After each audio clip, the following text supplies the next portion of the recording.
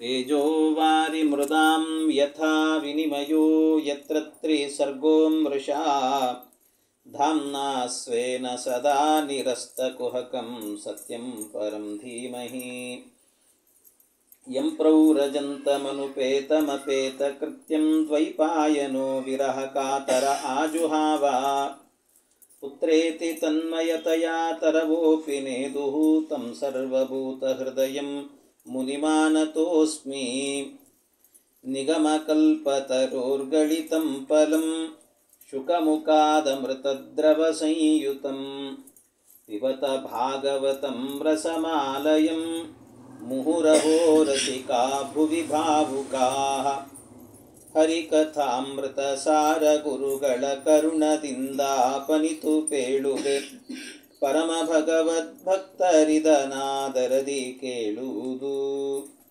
ಶ್ರೀ ಗುರುಭ್ಯೋ ನಮಃ. ಹರಿ ಓಂ ಹರಿ ಓಂ ಹರಿ ಓಂ. ಭಗವಂತ ಮಹತ್ತತ್ವವನ್ನು ಸೃಷ್ಟಿ ಮಾಡಿ, ಅಂದರೆ ಅವ್ಯಕ್ತ ತತ್ವ, ಸತ್ವ, ರಜಸ್ಸು, ತಮಸ್ಸು ಅನ್ನುವ ಮೂರು ಗುಣಗಳನ್ನು ಸೇರಿಸಿ ಮಹತ್ತತ್ವವನ್ನು ಸೃಷ್ಟಿ ಮಾಡಿದ. ಆ ಮಹತ್ತತ್ವದಿಂದಾಗಿ ಅಹಂಕಾರ ತತ್ವ, ಆ ಅಹಂಕಾರ ತತ್ವದಲ್ಲೂ ಪುನಃ ಮತ್ತೆ ವೈಕಾರಿಕ, ತೈಜಸ, ತಾಮಸ ಅಂತ ಮೂರು ವಿಧ. ಅದರಲ್ಲಿ ಒಂದೊಂದರಿಂದಲೂ ಕೂಡ ಒಂದೊಂದು ಜ್ಞಾನ ಮತ್ತು ಕರ್ಮ ಅನ್ನುವಂಥ ವಿಶೇಷ ಕಾರ್ಯಕಾರಿಗಳಾಗಿದ್ದ. ಈ ವೈಕಾರಿಕ ಅನ್ನುವಂಥದ್ದು ಜ್ಞಾನೋತ್ಪಾದನ ಶಕ್ತಿಯನ್ನು ಕೊಡುತ್ತೆ, ವೈಕಾರಿಕ ಅಹಂಕಾರ. ಇನ್ನೊಂದು ತೈಜಸ ಅಹಂಕಾರ ಅನ್ನುವಂಥದ್ದು ಕರ್ಮೇಂದ್ರಿಯಗಳಲ್ಲಿ, ಅವುಗಳ ಅಭಿಮಾನಿಗಳಲ್ಲಿ ಕ್ರಿಯೋತ್ಪಾದನ ಶಕ್ತಿಯನ್ನು ಕೊಡುತ್ತೆ. ಇನ್ನು ದ್ರವ್ಯಗಳಲ್ಲಿ, ಅವುಗಳ ದೇವತೆಗಳಲ್ಲಿ ದ್ರವಗುಣ ಪ್ರಾಪ್ತಿ ಯೋಗ್ಯತ್ವವನ್ನು ಕೊಡುವಂಥದ್ದು ಈ ತಾಮಸ ಅಹಂಕಾರ ಅಂತ. ಹೀಗೆ ಆ ತಾಮಸ ಎಲ್ಲ ಅಹಂಕಾರಗಳ ಲಕ್ಷಣವನ್ನು ಹೇಳಿದ್ದಾರೆ. ಆಮೇಲೆ ತಾಮಸಾದಪಿ ಭೂತಾದೇಹೆ ವಿಕುರ್ವಾಣಾದಭೂನ್ನಭಃ ತಸ್ಯ ಮಾತ್ರ ಗುಣಶಬ್ದೋ ಲಿಂಗಂ ಯದೃಷ್ಟೃದೃಶ್ಯಯೋ. ಈ ತಾಮಸ ಅಹಂಕಾರದಿಂದಾಗಿ ಆಕಾಶವನ್ನು ಸೃಷ್ಟಿ ಮಾಡುತ್ತಾನೆ ಪರಮಾತ್ಮ. ಆಕಾಶ ಹುಟ್ಟಿತಂತೆ. ಆಮೇಲೆ ಶಬ್ದವೂ ಕೂಡ ಹುಟ್ಟಿತ್ತು ಅಂತ ಹೇಳುತ್ತಾರೆ. ಹೀಗೆ ಈ ಶಬ್ದ ಅನ್ನುವಂಥದ್ದು ಪರಾಪರ ತತ್ವಜ್ಞಾನಕ್ಕೆ ಬಹಳ ಮುಖ್ಯವಾದದ್ದು.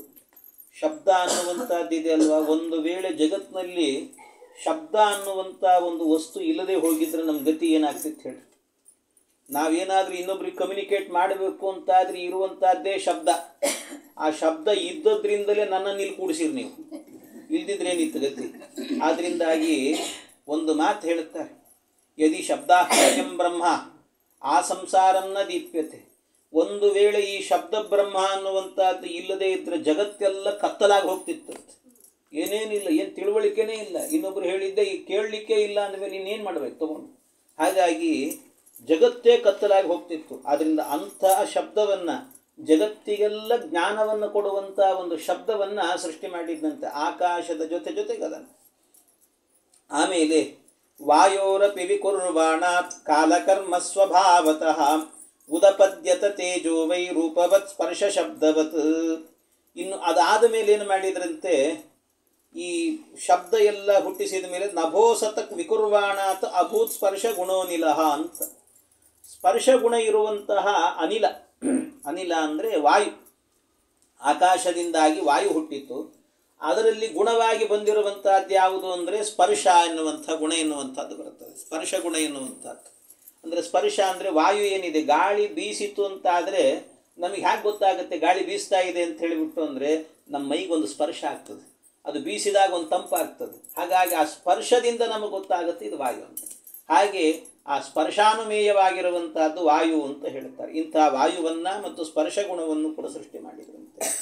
ಅದರಲ್ಲಿ ವಿಶೇಷ ಏನು ಅಂತಂದರೆ, ಮೊದಲಿಗೆ ಶಬ್ದವನ್ನು ಸೃಷ್ಟಿ ಮಾಡಿದಾಗ, ಅಂದರೆ ಆಕಾಶವನ್ನು ಸೃಷ್ಟಿ ಮಾಡಿದಾಗ, ಆಕಾಶದಲ್ಲಿ ಇದ್ದದ್ದು ಗುಣ ಯಾವುದು ಅಂತಂದರೆ ಅದು ಶಬ್ದ ಮಾತ್ರ.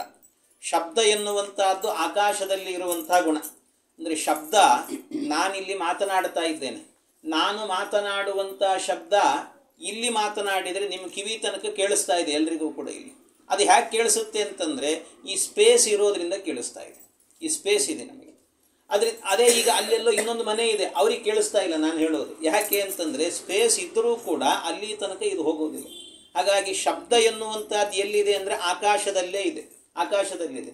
ಆ ಶಬ್ದ ಇರುವಂಥ ಶಬ್ದ ಎನ್ನುವಂಥದ್ದು ನಮ್ಮ ಕಿವಿಗೆ ಬೀಳಬೇಕಾದ್ರೆ ಅದೊಂದು ವೀಚಿ ತರಂಗ ನ್ಯಾಯ ಅಂತ ಹೇಳ್ತಾರೆ. ವೀಚಿ ತರಂಗ, ಈ ವೀಚಿ ತರಂಗ ಅಂದರೆ ಈ ಹಳಬರಿಗೆಲ್ಲ ಗೊತ್ತಿರ್ತದೆ, ಬಾವಿ ಇರ್ತದಲ್ಲ, ಬಾವಿ ನೀವು ಹೋಗಿ ನೋಡ್ರಿ, ಯಾವ ನೀರು ಸೇರಿ ಏನು ಮಾಡಿಲ್ಲ ಅಂದರೆ ಸುಮ್ಮನೆ ಇರ್ತದೆ ಬಾವಿ ನೀರು ಅಲ್ಲಾಡೋದಿಲ್ಲ, ಹಾಗೇ ಇರ್ತದೆ.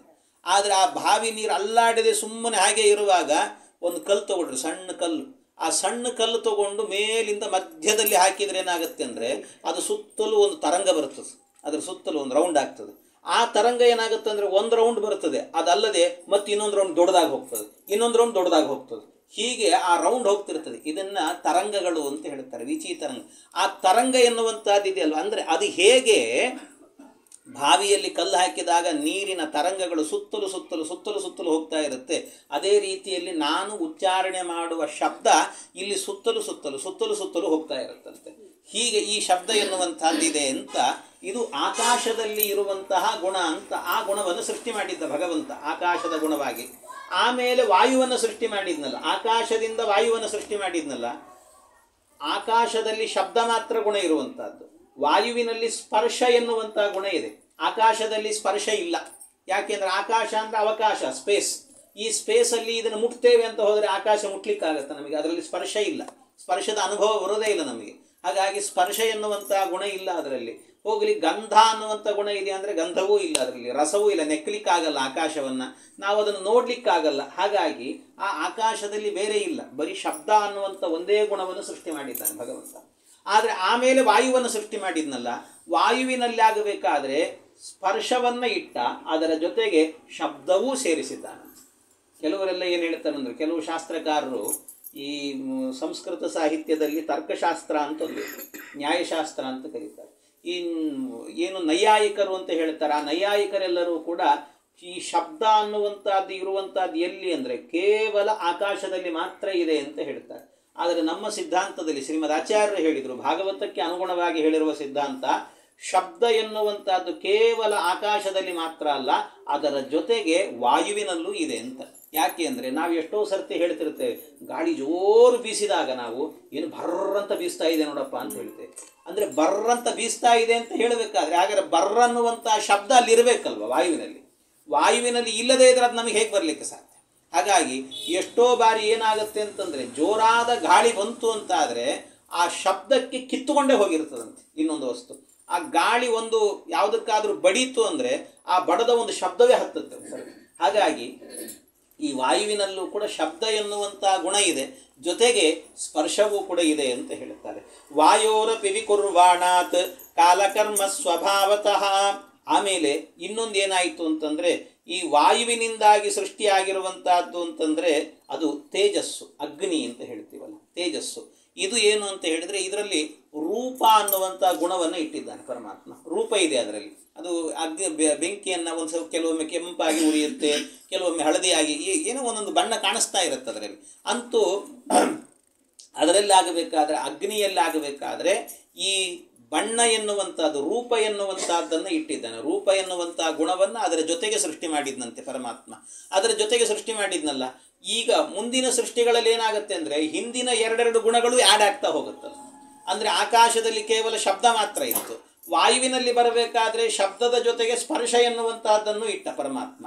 ಆಮೇಲೆ ತೇಜಸ್ಸನ್ನು ಸೃಷ್ಟಿ ಮಾಡಿದ, ಅಗ್ನಿಯನ್ನು. ಆ ಅಗ್ನಿಯಲ್ಲಾಗಬೇಕಾದ್ರೆ ಭಗವಂತ ಏನು ಮಾಡಿದ್ದಾನೆಂದರೆ ಶಬ್ದವನ್ನೂ ಇಟ್ಟಿದ್ದಾನೆ, ಸ್ಪರ್ಶವನ್ನೂ ಇಟ್ಟಿದ್ದಾನೆ, ಜೊತೆಗೆ ರೂಪವನ್ನು ಇಟ್ಟಿದ್ದಾನೆ. ಅಂದರೆ ರೂಪ ಅಗ್ನಿ ಕಣ್ಣಿಗೆ ಕಾಣಿಸುತ್ತೆ ನಮಗೆ, ಅಷ್ಟೇ ಅಲ್ಲ, ಮುಟ್ಟಿದರೆ ಬಿಸಿ ಆಗುತ್ತೆ ನಮಗೆ, ಸ್ಪರ್ಶವೂ ಆಗ್ತದೆ. ಅದರ ಜೊತೆಗೆ ಆ ಅಗ್ನಿ ಏನು ಮಾಡುತ್ತೆ ಅಂದರೆ ಚಟಾಪಟ ಚಟಾಪಟ ಅಂತ ಉರಿತಾ ಇರುತ್ತೆ, ಅದರಲ್ಲಿ ಒಂದು ಶಬ್ದ ಎನ್ನುವಂಥದ್ದು ಇದೆ. ಹಾಗಾಗಿ ಶಬ್ದ, ಸ್ಪರ್ಶ, ರೂಪ ಮೂರು ಗುಣಗಳನ್ನು ಸೇರಿಸಿ ಈ ತೇಜಸ್ಸನ್ನು ಸೃಷ್ಟಿ ಮಾಡಿದ್ದಂತೆ ಪರಮಾತ್ಮ.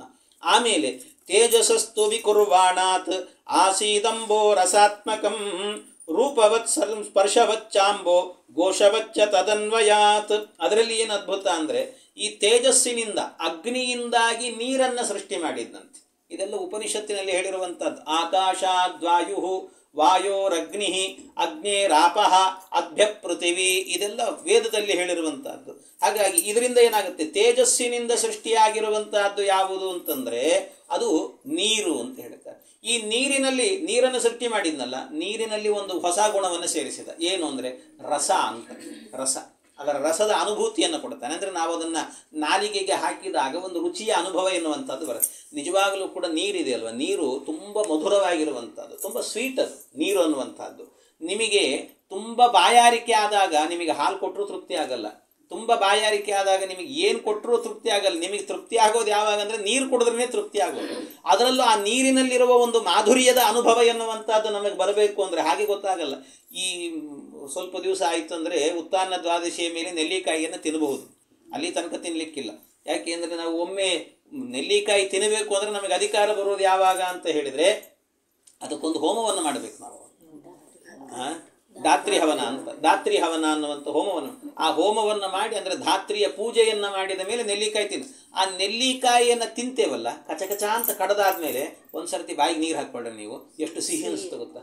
ತಿಂದದ್ದು ಹುಳಿಯದು ನೀವು, ಆದರೆ ನೀರು ಬಾಯಿಗೆ ಹಾಕ್ಕೊಂಡ್ರೆ ಸಿಹಿ ಆಗತ್ತೆ.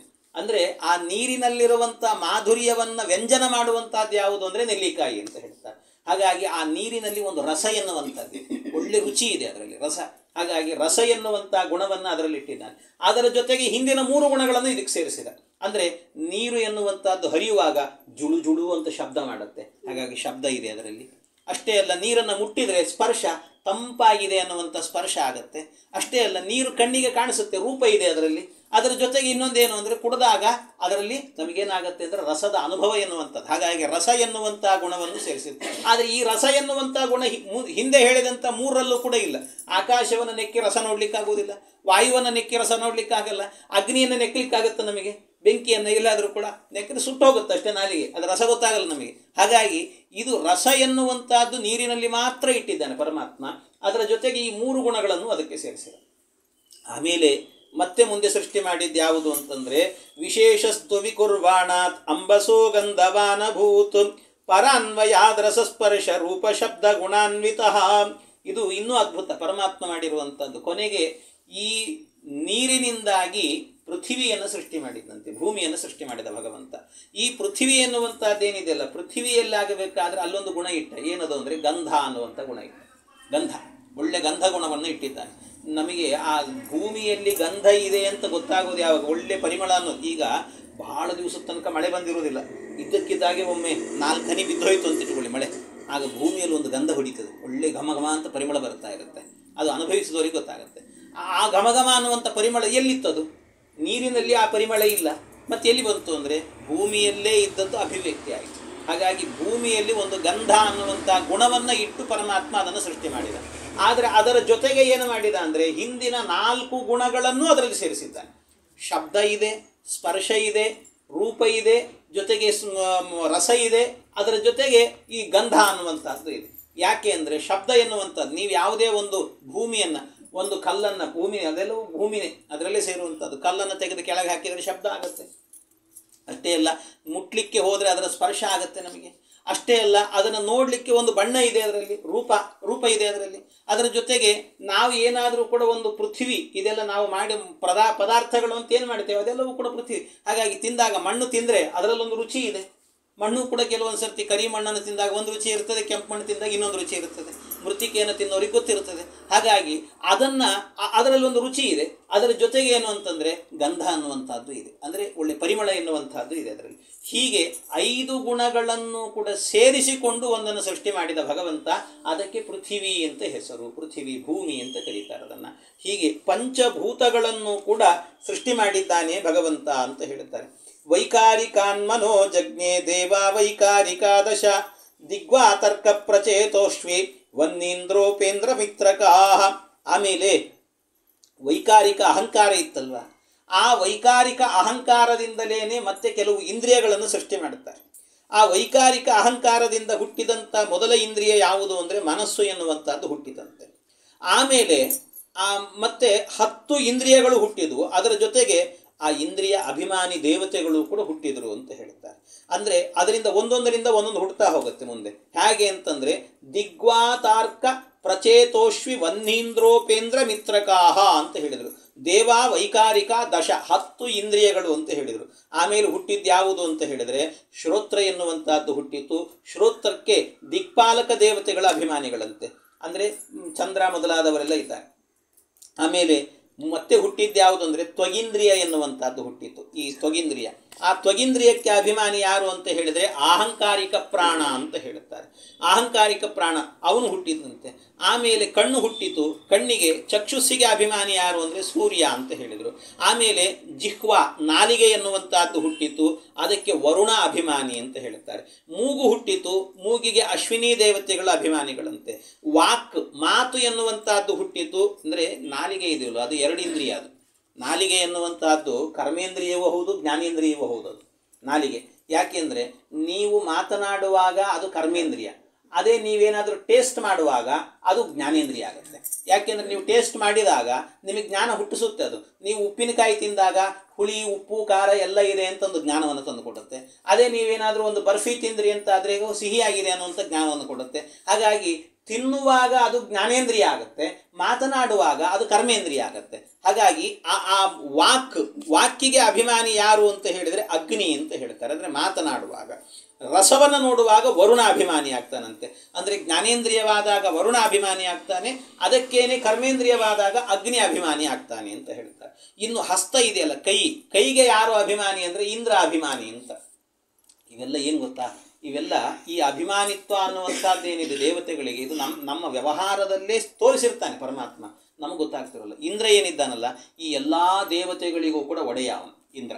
ಇಂದ್ರ ಅಂದರೆ ಅವನು ದೇವೇಂದ್ರ ಅಂತಲೇ ಕರೆಯೋದು ಅವನನ್ನು. ದೇವತೆಗಳಿಗೆಲ್ಲ ಇಂದ್ರ ಅವನು ಅಂತ. ದೇವತೆಗಳಿಗೆಲ್ಲ ಇಂದ್ರ ಇವನು ಅನ್ನುವಂಥದ್ದು ನಮ್ಗೆ ಗೊತ್ತಾಗ್ತಿರುತ್ತೆ, ನಮ್ಮ ಮಾತಲ್ಲಿ ಗೊತ್ತಾಗ್ತಿರ್ತದೆ. ನಮ್ಮ ಮಾತಿರುತ್ತಲ್ವ, ನಮ್ಮ ಮಾತು ಹೇಗಿರುತ್ತೆ ಅಂದರೆ ನೋಡಿ, ಈ ಉದಾಹರಣೆಗೆ ಹೇಳ್ತೇನೆ ನಾವು ದೂರದ ತಿರುಪತಿಗೆ ಹೋದ್ವಿ. ದೂರದ ತಿರುಪತಿಗೆ ಹೋಗಿ ತಿರುಪತಿ ಬೆಟ್ಟವನ್ನು ನೋಡಿದ್ವಿ ಒಂದು ಸರ್ತಿ. ಆ ಬೆಟ್ಟವನ್ನು ನೋಡಿ 10 ಅಂತ ಹೇಳ್ತೀವಿ. 10 ಅಂತ ಹೇಳಿದಾಗ ನೋಡಿ ಭಯ ಆಗಿ ಒಂದು ಸರ್ತಿ ಕೆಲವರಿಗೆ ಆಗಲ್ಲ ನೋಡ್ರಿ. ಆಗದೇ ಇರುವಂಥ ವ್ಯಕ್ತಿಗಳು, ಅಯ್ಯೋ ಭಾಳ ದೊಡ್ಡದಾಗಿದೆಪ್ಪ ಬೆಟ್ಟ, ನಾನು ಕಾರಲ್ಲೋ ಅಥವಾ ಬಸ್ಸಲ್ಲೋ ಬಂದ್ಬಿಡ್ತೀನಿ, ನನ್ನ ಕೈಲಾಗಲ್ಲ ಹತ್ತಲಿಕ್ಕೆ ಅಂತ ಹೇಳ್ತಾರೆ. ನನ್ನ ಕೈಯಲ್ಲಿ ಹತ್ತಲಿಕ್ಕೆ ಆಗಲ್ಲ. ನೀವು ಹತ್ತೋದು ಕಾಲಿಂದನೂ ಕೈಯಿಂದನೂ, ಆದರೆ ಹೇಳೋದೇನು ಹೇಳ್ತೀನಿ, ನನ್ನ ಕೈಯಲ್ಲಿ ಆಗಲ್ಲ ಹತ್ತಲಿಕ್ಕೆ ಅಂತ. ಸೊ ಅಂದರೆ ಅರ್ಥ ಏನು ಅಂದರೆ, ಇಂದ್ರಿಯಗಳ ಅಭಿಮಾನಿಗಳ ದೇವತೆ ಯಾರು? ಇಂದ್ರ. ಅವನು ಯಾವುದಕ್ಕೆ ಅಭಿಮಾನಿ ಅಂದರೆ ಹಸ್ತಕ್ಕೆ ಅಭಿಮಾನಿ. ಹಾಗಾಗಿ ಎಲ್ಲರೂ ಕೆಲಸ ಮಾಡಬೇಕಾದ್ರೆ ಅವನ ಅಧೀನದಲ್ಲಿದ್ದುಕೊಂಡು ಕೆಲಸ ಮಾಡ್ತಾರೆ ಅನ್ನುವಂಥದ್ದು ನಮ್ಮ ಮಾತಿನ ವ್ಯವಹಾರದಲ್ಲೇ ಗೊತ್ತಾಗ್ತಾ ಇರುತ್ತಂತೆ. ಅದರಿಂದ ನನ್ನ ಕೈಲಾಗಲ್ಲ ಅಂತ ಹೇಳ್ತೀವಿ. ಕಣ್ಣಿಂದ ನೋಡು ಅಂದರೆ ಅಯ್ಯೋ ನನ್ನ ಕೈಲಾಗಲ್ಲಪ್ಪ, ಕೇಳು ಅಂದರೆ ನನ್ನ ಕೈಲಾಗಲ್ಲ. ಯಾಕೆ? ನನ್ನ ಕಿವಿಯಲ್ಲಾಗಲ್ಲ ಅನ್ಬೇಕು ನೀವು, ನನ್ನ ಕಣ್ಣಲ್ಲಾಗಲ್ಲ ಅನ್ಬೇಕಿತ್ತು ನೀವು. ಆದರೆ ನೀವು ಹೇಳೋದು ಏನು ಹೇಳ್ತೀರಿ ಅಂದರೆ ನನ್ನ ಕೈಯಲ್ಲಾಗಲ್ಲ ಅಂತ ಹೇಳ್ತೀವಿ. ಮಾತಿನ ವ್ಯವಹಾರ ಹಾಗೆ ಅಲ್ಲ ಇರೋದು. ಹಾಗೆ ಯಾಕೆ ಅಂದರೆ ಇಂದ್ರ ಅವು ಎಲ್ಲರಿಗೂ ಕೂಡ ಮುಖ್ಯನಾದವನಾದ್ರಿಂದಾಗಿ ಅದಕ್ಕೋಸ್ಕರವಾಗಿ ಆ ದೃಷ್ಟಿಕೋನವನ್ನು ಇಟ್ಟುಕೊಂಡು ಹೇಳುವಂಥ ಮಾತು ನನ್ನ ಕೈಯಲ್ಲಾಗಲ್ಲ ಅಂತ. ಆದ್ದರಿಂದ ಇಂದ್ರ ಎನ್ನುವಂಥವನು ಹಸ್ತಕ್ಕೆ ಅಭಿಮಾನಿ ಅಂತ ಹೇಳ್ತಾರೆ.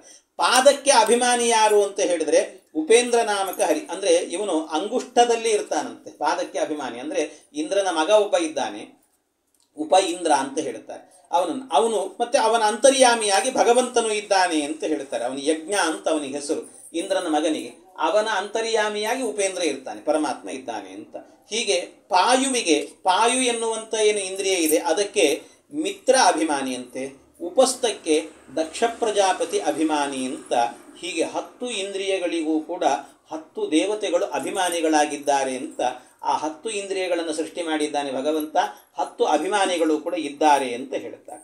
ಆಮೇಲೆ ಇಷ್ಟಾದ ನಂತರ ಮುಂದೆ ಹೇಳ್ತಾರೆ, ತೈಜಸಾಹಂಕಾರದಿಂದಾಗಿ ಮತ್ತೆ 10 ಇಂದ್ರಿಯಗಳನ್ನು ಕೂಡ ಹುಟ್ಟಿಸಿದರು. ಅಂದರೆ ಜ್ಞಾನೇಂದ್ರಿಯಗಳಿಂದ ಜ್ಞಾನವನ್ನು, ಕರ್ಮೇಂದ್ರಿಯಗಳಿಂದ ಕರ್ಮವನ್ನು ಕೂಡ ಉಂಟು ಮಾಡುವಂಥ ತೈಜಸಾಹಂಕಾರದ ಲಕ್ಷಣ ಇದು ಅಂತ ಹೇಳ್ತಾರೆ. ಅಂದರೆ ಜ್ಞಾನಶಕ್ತಿ, ಬುದ್ಧಿ, ಕ್ರಿಯಾಶಕ್ತಿ, ಪ್ರಾಣ ಅಂತಲೂ ಕೂಡ ಇದನ್ನು ಕರೀತಾರೆ. ಅಂದರೆ ಶ್ರೋತ್ರತ್ವ ಗ್ರಾಣದೃಗ್ಜಿಕ್ವ ವಾಗ್ದೋರ್ಮೇಂಟ್ರ ಅಂಗ್ರಿಪಾಯವ ಅಂತ. ಯಯೇತೆ ಸಂಗತಾ ಭಾವ ಭೂತೇಂದ್ರಿಯ ಮನೋಗುಣ ಯದಾಯತನ ನಿರ್ಮಾಣೆ ನಶೇಕುಹು ಬ್ರಹ್ಮವಿತ್ತಮ ಅಂತ. ಶ್ರೋತ್ರ, ತ್ವಕ್, ಗ್ರಾಣ, ಚಕ್ಷುಸ್ಸು, ಜಿಹ್ವ, ವಾಕ್, ಪಾಣಿ, ಪಾದ, ಪಾಯು, ಉಪಸ್ಥ ಇವುಗಳನ್ನು 10 ಇಂದ್ರಿಯಗಳು ಅಂತ ಕರೀತಾರೆ. 10 ಇಂದ್ರಿಯ, ಪಂಚ ಜ್ಞಾನೇಂದ್ರಿಯಗಳು, ಪಂಚ ಕರ್ಮೇಂದ್ರಿಯಗಳು ಅಂತ ಕರೀತಾರೆ. ಅಂತೂ ಇಷ್ಟನ್ನೆಲ್ಲ ಸೃಷ್ಟಿ ಮಾಡಿದ್ನಲ್ಲ ಭಗವಂತ. ಅಂದರೆ ಒಟ್ಟು ಸೃಷ್ಟಿ ಮಾಡಿದ್ದು ಏನೆಲ್ಲ ಆಯಿತು ಈಗ ಅಂತಂದರೆ, ಸತ್ವ ರಜಸ್ಸು ತಮಸ್ಸು ಅನ್ನುವಂಥ 3 ಗುಣಗಳನ್ನು ಮೇಲನ ಮಾಡಿದ. ಅಂದರೆ ಅದರಿಂದಾಗಿ ಒಂದು ತತ್ವ, ಅವ್ಯಕ್ತ ತತ್ವ. ಆ ತತ್ವದಿಂದಾಗಿ ಮತ್ತೆ ಏನನ್ನು ಸೃಷ್ಟಿ ಮಾಡಿದ ಅಂದರೆ ಭಗವಂತ ಅಹಂಕಾರ ತತ್ವವನ್ನು ಸೃಷ್ಟಿ ಮಾಡಿದ ಪರಮಾತ್ಮ. ಅಹಂಕಾರ ತತ್ವವನ್ನು ಸೃಷ್ಟಿ ಮಾಡಿದ ಮೇಲೆ ಮಹತ್ತತ್ವವನ್ನು ಸೃಷ್ಟಿ ಮಾಡಿದ. ಮಹತ್ತತ್ವವನ್ನು ಸೃಷ್ಟಿ ಮಾಡಿದ ಮೇಲೆ ಅಹಂಕಾರ ತತ್ವವನ್ನು ಸೃಷ್ಟಿ ಮಾಡಿದ. ಆ ಅಹಂಕಾರ ಅಂದರೆ ಮೊದಲು ಮೂಲ ಪ್ರಕೃತಿ, ಆಮೇಲೆ ಆ ಪ್ರಕೃತಿಯಿಂದಾಗಿ ಅವ್ಯಕ್ತ ತತ್ವ, ಆಮೇಲೆ ಮಹತ್ತತ್ವ, ಆಮೇಲೆ ಅಹಂಕಾರ ತತ್ವ ಅಂತ 4 ಸೃಷ್ಟಿ ಮಾಡಿದ. 4 ಸೃಷ್ಟಿ ಮಾಡಿದಂಥ ಪರಮಾತ್ಮ ಮುಂದೆ ಮಾಡಿದ್ದೇನು ಅಂತಂದರೆ ಆಕಾಶ, ವಾಯು, ಅಗ್ನಿ ಮತ್ತು ಆಪ ಮತ್ತು ಭೂಮಿ ಅಂತ ಸೃಷ್ಟಿ ಮಾಡಿದ. ಅಂದರೆ ಪಂಚಭೂತಗಳನ್ನು ಸೃಷ್ಟಿ ಮಾಡಿದ. ಆ ಪಂಚಭೂತಗಳ ಜೊತೆಗೆ ಅವುಗಳಲ್ಲೇ ಒಂದು ಗುಣಗಳನ್ನು ಕೂಡ ಸೃಷ್ಟಿ ಮಾಡಿದ್ದಾನೆ ಪರಮಾತ್ಮ. ಶಬ್ದ, ಸ್ಪರ್ಶ ಮತ್ತು ರೂಪ, ರಸ, ಗಂಧ ಅಂತ 5 ಇವು ಗುಣಗಳನ್ನು ಕೂಡ ಸೃಷ್ಟಿ ಮಾಡಿದ ಪರಮಾತ್ಮ. ಹಾಗಾಗಿ ಇವುಗಳನ್ನು ಏನಂತ ಕರೀತಾರೆ ಅಂದರೆ ಪಂಚ ತನ್ಮಾತ್ರೆಗಳು ಅಂತ ಕರೀತಾರೆ. ಪಂಚಭೂತಗಳು, ಪಂಚ ತನ್ಮಾತ್ರೆಗಳು. ಈ ಕಡೆ 4 ಆಗಿತ್ತು ತತ್ವಗಳು, ಹಾಗಾದ್ರೆ ಇವು 10 ಆಯಿತು. ಅದಲ್ಲದೇನೆ ಮತ್ತೇನು ಮಾಡಿದ ಭಗವಂತ ಅಂದರೆ ಪಂಚ ಜ್ಞಾನೇಂದ್ರಿಯಗಳನ್ನು, ಪಂಚ ಕರ್ಮೇಂದ್ರಿಯಗಳನ್ನು ಸೃಷ್ಟಿ ಮಾಡಿದ. ಹಾಗಾದರೆ ಒಟ್ಟು ತತ್ವಗಳು ಎಷ್ಟು ಆಯಿತು ಅಂತ ಕೇಳಿದರೆ ಇಲ್ಲಿ 4 ಅಂದರೆ ಮೂಲವಾಗಿರುವಂಥ ಮೂಲ ಪ್ರಕೃತಿ, ಆಮೇಲೆ ಅವ್ಯಕ್ತ ತತ್ವ, ಆಮೇಲೆ ಮಹತ್ತತ್ವ, ಅಹಂಕಾರ ತತ್ವ. ಇದು ಆದ ನಂತರ 10 ಪಂಚಭೂತಗಳು, ಪಂಚ ತನ್ಮಾತ್ರೆಗಳು ಅಂತ, ಆಮೇಲೆ ಪಂಚ ಜ್ಞಾನೇಂದ್ರಿಯಗಳು, ಪಂಚ ಕರ್ಮೇಂದ್ರಿಯಗಳು ಅಂತ. ಹೀಗೆ ಒಟ್ಟು ತತ್ವಗಳು ಎಷ್ಟಾಯಿತು ಅಂದರೆ 24 ತತ್ವಗಳಾಯಿತು. ಇಷ್ಟು 24 ತತ್ವಗಳನ್ನು ಸೃಷ್ಟಿ ಮಾಡಿ ಆ ಎಲ್ಲ ತತ್ವಗಳಿಗೂ ಕೂಡ ಅಭಿಮಾನಿ ದೇವತೆಗಳನ್ನು ಸೃಷ್ಟಿ ಮಾಡಿದ್ದ ಭಗವಂತ. ಆ ಅಭಿಮಾನಿ ದೇವತೆಗಳೆಲ್ಲರೂ ಕೂಡ ಪರಮಾತ್ಮನ ಬಳಿಗೆ ಬಂದುಬಿಟ್ಟು ಕೇಳಿದ್ರಂತೆ, ತದಾ ಸಂಹತ್ಯ ಚಾನ್ಯೋನ್ಯಂ ಭಗವಚ್ಚಕ್ತಿ ಚೋದಿತಾ ಸದಸತ್ವಮುಪಾದಾಯ ನೋ ಭಯಂ ಸಸೃಜುಖ್ಯದಃ. ಅವರೆಲ್ಲ ಕೇಳಿಕೊಂಡ್ರಂತೆ ಪರಮಾತ್ಮನನ್ನ, ಭಗವಂತ ನಾವೆಲ್ಲ ವಾಸ ಮಾಡಲಿಕ್ಕೆ ಅಂತ ನಮಗೊಂದು ಮಂದಿರ ಬೇಕು ಅಂತ ಕೇಳಿದ್ರಂತೆ. ಆಗ ಮಂದಿರ ಬೇಕು ಅಂದಾಗ ಪರಮಾತ್ಮ ಏನು ಈ 24 ತತ್ವಗಳನ್ನು ಸೃಷ್ಟಿ ಮಾಡಿದ್ದ, ಈ 24 ತತ್ವಗಳನ್ನೇ ಒಂದು ಇಟ್ಟಿಗೆಯನ್ನಾಗಿ, ಅಂದರೆ ಇಟ್ಟಂಗಿ ಅಂತ ಹೇಳ್ತೀವಲ್ಲ ಮನೆ ಕಟ್ಟಲಿಕ್ಕೆ, ಆ ಇಟ್ಟಿಗೆಯನ್ನಾಗಿ ಮಾಡಿಕೊಂಡು ಒಂದು ಮಂದಿರವನ್ನು ನಿರ್ಮಾಣ ಮಾಡಿದ್ದಂತೆ. ಆ ಮಂದಿರದ ಹೆಸರೇನೆ ಬ್ರಹ್ಮಾಂಡ ಅಂತ ಹೆಸರು. ಇದೆಲ್ಲ ನಾನು ಹೇಳಿದ್ದು ಬ್ರಹ್ಮಾಂಡಕ್ಕಿಂತ ಮೊದಲ ಸೃಷ್ಟಿ ಇದೆ, ಇಲ್ಲಿ ತನಕ ವಿವರಣೆ ಕೊಟ್ಟದ್ದು. ಇದನ್ನೇ ಆ ಎಲ್ಲ ತತ್ವಗಳನ್ನು ಸೇರಿಸಿಕೊಂಡು ಪರಮಾತ್ಮ ಮಾಡಿದ ಸೃಷ್ಟಿ ಏನಿದೆ ಅಲ್ವಾ, ಆ ಸೃಷ್ಟಿಗೆ ಬ್ರಹ್ಮಾಂಡ ಅಂತ ಹೆಸರು. ಹೀಗೆ ಬ್ರಹ್ಮಾಂಡಂ ವರಮಂದಿರಂ, ಇದನ್ನ ದೇವತೆಗಳು ಕೇಳಿದ್ದಕ್ಕೆ ಅವರಿಗೆ ವರವಾಗಿ ಕೊಟ್ಟಿರುವಂಥ ಒಂದು ಮಂದಿರ ಇದೆಲ್ಲವೂ ಕೂಡ. ಹಾಗೆ ಪರಮಾತ್ಮ ಇಂಥದ್ದನ್ನು ಸೃಷ್ಟಿ ಮಾಡಿದ್ದಂತೆ. ಇದನ್ನ ಈ ಬ್ರಹ್ಮಾಂಡವನ್ನು ಸೃಷ್ಟಿ ಮಾಡಿದ ನಂತರ ಆ ಬ್ರಹ್ಮಾಂಡ ಎನ್ನುವಂಥದ್ದು ಹೇಗಿದೆ ಅನ್ನೋದನ್ನ ಮತ್ತೊಂದು ಸರ್ತಿ ವಿವರಣೆ ಕೊಡ್ತಾರೆ. ನಾನು ಮತ್ತೆ ಆ ವಿವರಣೆ ಕೊಡ್ಲಿಕ್ಕೆ ಹೋಗಲ್ಲ, ಯಾಕೆಂದ್ರೆ ಈ ಹಿಂದೆನೆ ಆ ಬ್ರಹ್ಮಾಂಡದ ಬಗ್ಗೆ ನಿಮಗೆ ಈ ಏನು ವಿರಾಟ್ ರೂಪವನ್ನು ಹೇಳಿದ್ದಾರಲ್ಲ, ಆ ವಿರಾಟ್ ರೂಪದಲ್ಲಿ ಪಾತಾಲಮೇತಸ್ಯ ಹಿ ಪಾದ ಮೂಲಂ ಪಟಂತಿ ಪಾರ್ಷ್ಣಿ ಪ್ರಪದೇ ರಸಾತಳಂ, ಎಲ್ಲೆಲ್ಲಿ ವಿರಾಟ್ ರೂಪಿ ಪರಮಾತ್ಮನ ಒಂದೊಂದು ಅವಯವಗಳಿಂದಾಗಿ ಯಾವ ಲೋಕ ಹುಟ್ಟಿತು ಅಂತ ಹೇಳ್ತಾರಲ್ಲ, ಅದನ್ನೇ ಮತ್ತೊಮ್ಮೆ ಇಲ್ಲಿ ವಿವರಣೆಯನ್ನು ಕೊಟ್ಟಿದ್ದಾರೆ. ಹಾಗೆ ಇದೆಲ್ಲ ಏನಂದ್ರೆ ಪುರುಷ ಸೂಕ್ತದ ವಿಸ್ತಾರ ಅನ್ನುವಂಥದ್ದನ್ನು ಸ್ಪಷ್ಟವಾಗಿ ತೋರಿಸ್ತಾರೆ. ಪುರುಷಸ್ಯ ಮುಖಂ ಬ್ರಹ್ಮ ಕ್ಷತ್ರಮೇತಸ್ಯ ಬಾಹವಃ ಊರ್ವೋ ವೈಶ್ಯೋ ಭಗವತಃ ಪದ್ಭ್ಯಾಂ ಶೂದ್ರೋ ವ್ಯಜಾಯತ, ಇಲ್ಲಿರುವಂಥ ಶ್ಲೋಕ. ನಮಗೆ ಪುರುಷ ಸೂಕ್ತದಲ್ಲಿ ಸಿಗುವಂತಹದ್ದು ಬ್ರಾಹ್ಮಣೋಸ್ಯ ಮುಖಾಮಾಸೀತ್ ಬಾಹೂರಾಜನ್ಯಕೃತಃ ಊರು ತದಸ್ಯ ಯದ್ವೈಶ್ಯಃ ಪದ್ಭ್ಯಾಂ ಶೂದ್ರೋ ಅಜಾಯತ. ಅಲ್ಲಿ ಏನು ಹೇಳಿದ್ದಾರೆ ಅದನ್ನೇ ಇಲ್ಲಿ ಪುರುಷಸ್ಯ ಮುಖಂ ಬ್ರಹ್ಮ ಕ್ಷತ್ರಮೇತಸ್ಯ ಬಾಹವಃ, ಅಷ್ಟೇ ಅಲ್ಲ, ಊರ್ವೋ ವೈಶ್ಯೋ ಭಗವತಃ ಪದ್ಭ್ಯಾಂ ಶೂದ್ರೋ ವ್ಯಜಾಯತ, ಅದನ್ನೇ ಇಲ್ಲಿ ಹೇಳಿದ್ದಾರೆ. ಯಾರ್ಯಾರು ಎಲ್ಲೆಲ್ಲಿಂದ ಹುಟ್ಟಿದ್ರು ಅಂತ ಅಲ್ಲಿ ಹೇಳಿರುವಂಥದ್ದನ್ನೇ ಇಲ್ಲೂ ಕೂಡ ನಿರೂಪಣೆ ಮಾಡ್ತಾ ಹೋಗಿದ್ದಾರೆ. ಇನ್ನು ಇದಲ್ಲದೇನೆ ಪರಮಾತ್ಮನ ದೇಹದಿಂದ ಅವಯವಗಳಿಂದಾಗಿ ಅನೇಕ ಸೃಷ್ಟಿಗಳನ್ನು ಮಾಡಿದ್ದಾರೆ ಅಂತ ಹೇಳ್ತಾರೆ. ಅವನ ಅವಯವಗಳಿಂದ ಮಾಡಿರುವಂಥ ಸೃಷ್ಟಿ ಬ್ರಹ್ಮದೇವರು ಚಕ್ಷೋ ಸೂರ್ಯೋ ಅಜಾಯತ ಅಂತ ಹೇಳ್ತಾ, ಚಕ್ಷೋ ಸೂರ್ಯೋ ಅಜಾಯತ ಮುಖಾದಿಂದ್ರಶ್ಚಾಗ್ನಿಶ್ಚ ಪ್ರಾಣಾದ್ವಾಯುರಜಾಯತ ನಾಭ್ಯಾ ಆಸೀದಂತರಿಕ್ಷಂ ಶೀರ್ಷ್ಣೋದ್ಯೌ ಸಮವರ್ತತ ಪದ್ಭ್ಯಾಂ ಭೂಮಿರ್ದಿಶೋ ಶ್ರೋತ್ರ ತಥಾ ಆಲೋಕಾನ್ ಆಕಲ್ಪಯನ್ ಸಪ್ತಾಸ್ಯಾ ಆಸಂತರಿದಯಸ್ತ್ರಿಸ್ ಸಪ್ತ ಸಮಿದ ಕೃತಾಃ. ಎಲ್ಲ ಅಂದರೆ ಈ ಏನೇನು ಸೃಷ್ಟಿಗಳನ್ನೆಲ್ಲ ಹೇಳಿದ್ದಾರಲ್ಲ, ಎಲ್ಲ ಸೃಷ್ಟಿಯ ಬಗ್ಗೆ ನಿರೂಪಣೆ ಮಾಡುತ್ತಾ ಈ ಪರಮಾತ್ಮನ ಅವಯವಗಳಿಂದಾಗಿ ಸೃಷ್ಟಿಯನ್ನು ಹೇಳುತ್ತಾ ವಾಚೋ ವನ್ಯೇರ್ ಮುಖಂ ಕ್ಷೇತ್ರಂ ಛಂದಸಾಂ ಸಪ್ತದಾತವಃ ಅಂತ ಹೇಳುತ್ತಾರೆ. ಅವನ ಮುಖ ಎನ್ನುವಂತಹದ್ದು ಯಾರ್ಯಾರಿಗೆ ಅಂದರೆ ಅವನ ಮುಖದಿಂದ ಹುಟ್ಟಿರುವಂತಹದ್ದು ಮುಖಾತ್ ಇಂದ್ರಶ್ಚ ಅಗ್ನಿಶ್ಚ ಪ್ರಾಣಾದ್ ವಾಯುರಜಾಯತ ಅಂತ ಹೇಳಿ, ಮುಖಾತ್ ಇಂದ್ರಶ್ಚ ಅಗ್ನಿಶ್ಚ ಅಂತ ಹೇಳಿ ಅವರನ್ನೆಲ್ಲರನ್ನೂ ಕೂಡ ಅವನ ಮುಖದಿಂದ ಸೃಷ್ಟಿ ಮಾಡಿದಂತೆ. ಅಷ್ಟೇ ಅಲ್ಲ, ಅದರ ಜೊತೆಗೆ ಇನ್ನೇನು ಮಾಡಿದ ಅಂತಂದರೆ ಭಗವಂತ ಛಂದಾಂಸಿ ಅಂದರೆ ಛಂದಸ್ಸುಗಳನ್ನು ಸೃಷ್ಟಿ ಮಾಡಿದಂತೆ. 7 ವಿಧವಾಗಿರುವಂಥ ಛಂದಸ್ಸು ಅಂತ ಹೇಳುತ್ತಾರೆ. ಗಾಯತ್ರಿ, ಉಷ್ಣಿಕು, ಅನುಷ್ಟುಪು, ಬೃಹತಿ, ಪಂಕ್ತಿ, ತ್ರಿಷ್ಟುಪು, ಜಗತಿ ಅಂತ ಹೀಗೆ 7 ಛಂದಸ್ಸುಗಳನ್ನು ಸೃಷ್ಟಿ ಮಾಡಿದ್ದಾನೆ. ಅದರ ಜೊತೆಗೆ 7 ಅಭಿಮಾನಿ ದೇವತೆಗಳನ್ನು ಕೂಡ ಸೃಷ್ಟಿ ಮಾಡಿದ್ದಾನಂತೆ. ತ್ವಚ್ಚರ್ಮ ಮಾಂಸ ರುಧಿರ ಮದ್ದ ಮೇಧೋ ಅಸ್ಥಿ ಅಂತ ಹೀಗೆ ಆ ಸಪ್ತ ಧಾತುಗಳನ್ನು ಕೂಡ ಸೃಷ್ಟಿ ಮಾಡಿದ್ದಾನೆ ಪರಮಾತ್ಮ. ದೇವತೆಗಳನ್ನು, ಪಿತೃಗಳನ್ನು, ಮನುಷ್ಯರನ್ನು ಎಲ್ಲರನ್ನೂ ಕೂಡ ಸೃಷ್ಟಿ ಮಾಡಿದ್ದಾನಂತೆ ಪರಮಾತ್ಮ. ಹೀಗೆ ಒಬ್ಬೊಬ್ಬರನ್ನೂ ಕೂಡ ಸೃಷ್ಟಿಯನ್ನು ಮಾಡುತ್ತಾ ಹೋಗಿದ್ದಾನೆ ಪರಮಾತ್ಮ ಅಂತ ಅವನ ಸೃಷ್ಟಿಯ ವಿಸ್ತಾರವನ್ನು ಹೇಳುತ್ತಾರೆ. ಸ್ವದಿಷ್ಣ್ಯಂ ಪ್ರತಪನ್ ಪ್ರಾಣೋ ಬಹಿಶ್ಚ ಪ್ರತಪತ್ಯಸೌ ಏವಂ ವಿರಾಜಂ ಪ್ರತಪನ್ ತಪತ್ಯಂತರ್ಬಹಿರ್ಪುಮಾನ್. ಭಗವಂತ ಎಲ್ಲವನ್ನ ಸೃಷ್ಟಿ ಮಾಡಿದ್ನಲ್ಲ, ಸೃಷ್ಟಿ ಮಾಡಿ ಈ ಬ್ರಹ್ಮಾಂಡದ ಒಳಗೆ ಬ್ರಹ್ಮಾಂಡದ ಹೊರಗೆ ಎಲ್ಲ ಕಡೆಯಲ್ಲೂ ವ್ಯಾಪಿಸಿದ್ದಾನಂತೆ ಭಗವಂತ. ಎಲ್ಲೆಡೆಯಲ್ಲೂ ಕೂಡ ವ್ಯಾಪಿಸಿದ್ದಾನೆ. ಎಲ್ಲರ ಹೃದಯದಲ್ಲೂ ಕೂಡ ಅವನಿದ್ದಾನಂತೆ. ಅವನಿಲ್ಲದಂಥ ಜಾಗ ಎನ್ನುವಂತಹದ್ದು ಇಲ್ಲ ಅಂತ ಇದೇ ಪುರುಷ ಸೂಕ್ತ ಹೇಳಿದೆ. ಪುರುಷ ಏವೇದಂ ಸರ್ವಂ, ಇದು ಪುರುಷ ಏವೇದಂ ಸರ್ವಂ ಅಂದರೆ ಇದಂ ಸರ್ವಂ ಪುರುಷ ಅಂದರೆ ಈ ಎಲ್ಲ ಕಡೆಯಲ್ಲೂ ಕೂಡ ಅಂದರೆ ಪ್ರಪಂಚವೇ ಪುರುಷನಾಗಿದ್ದಾನೆ ಅಂತ ಅರ್ಥ ಅಲ್ಲ. ಭಗವಂತನೇ ಪ್ರಪಂಚವಾಗಿ ಪರಿಣಾಮ ಹೊಂದಿದ್ದಾನೆ ಅಂತ ಅರ್ಥ ಅಲ್ಲ. ಎಲ್ಲದರ ಒಳಗೂ ಭಗವಂತ ಇದ್ದಾನೆ ಎನ್ನುವ ಅಭಿಪ್ರಾಯದಲ್ಲಿ ಹೇಳಿರುವಂತಹ ಮಾತದು. ಹಾಗಾಗಿ ಎಲ್ಲದರ ಒಳಗೂ ಕೂಡ ಪರಮಾತ್ಮ ಸೇರಿಕೊಂಡಿದ್ದಾನಂತೆ. ಬಹಿಶ್ಚ ಪ್ರತಪತ್ಯಸೌ ಅಂತ ಹೇಳ್ತಾರೆ.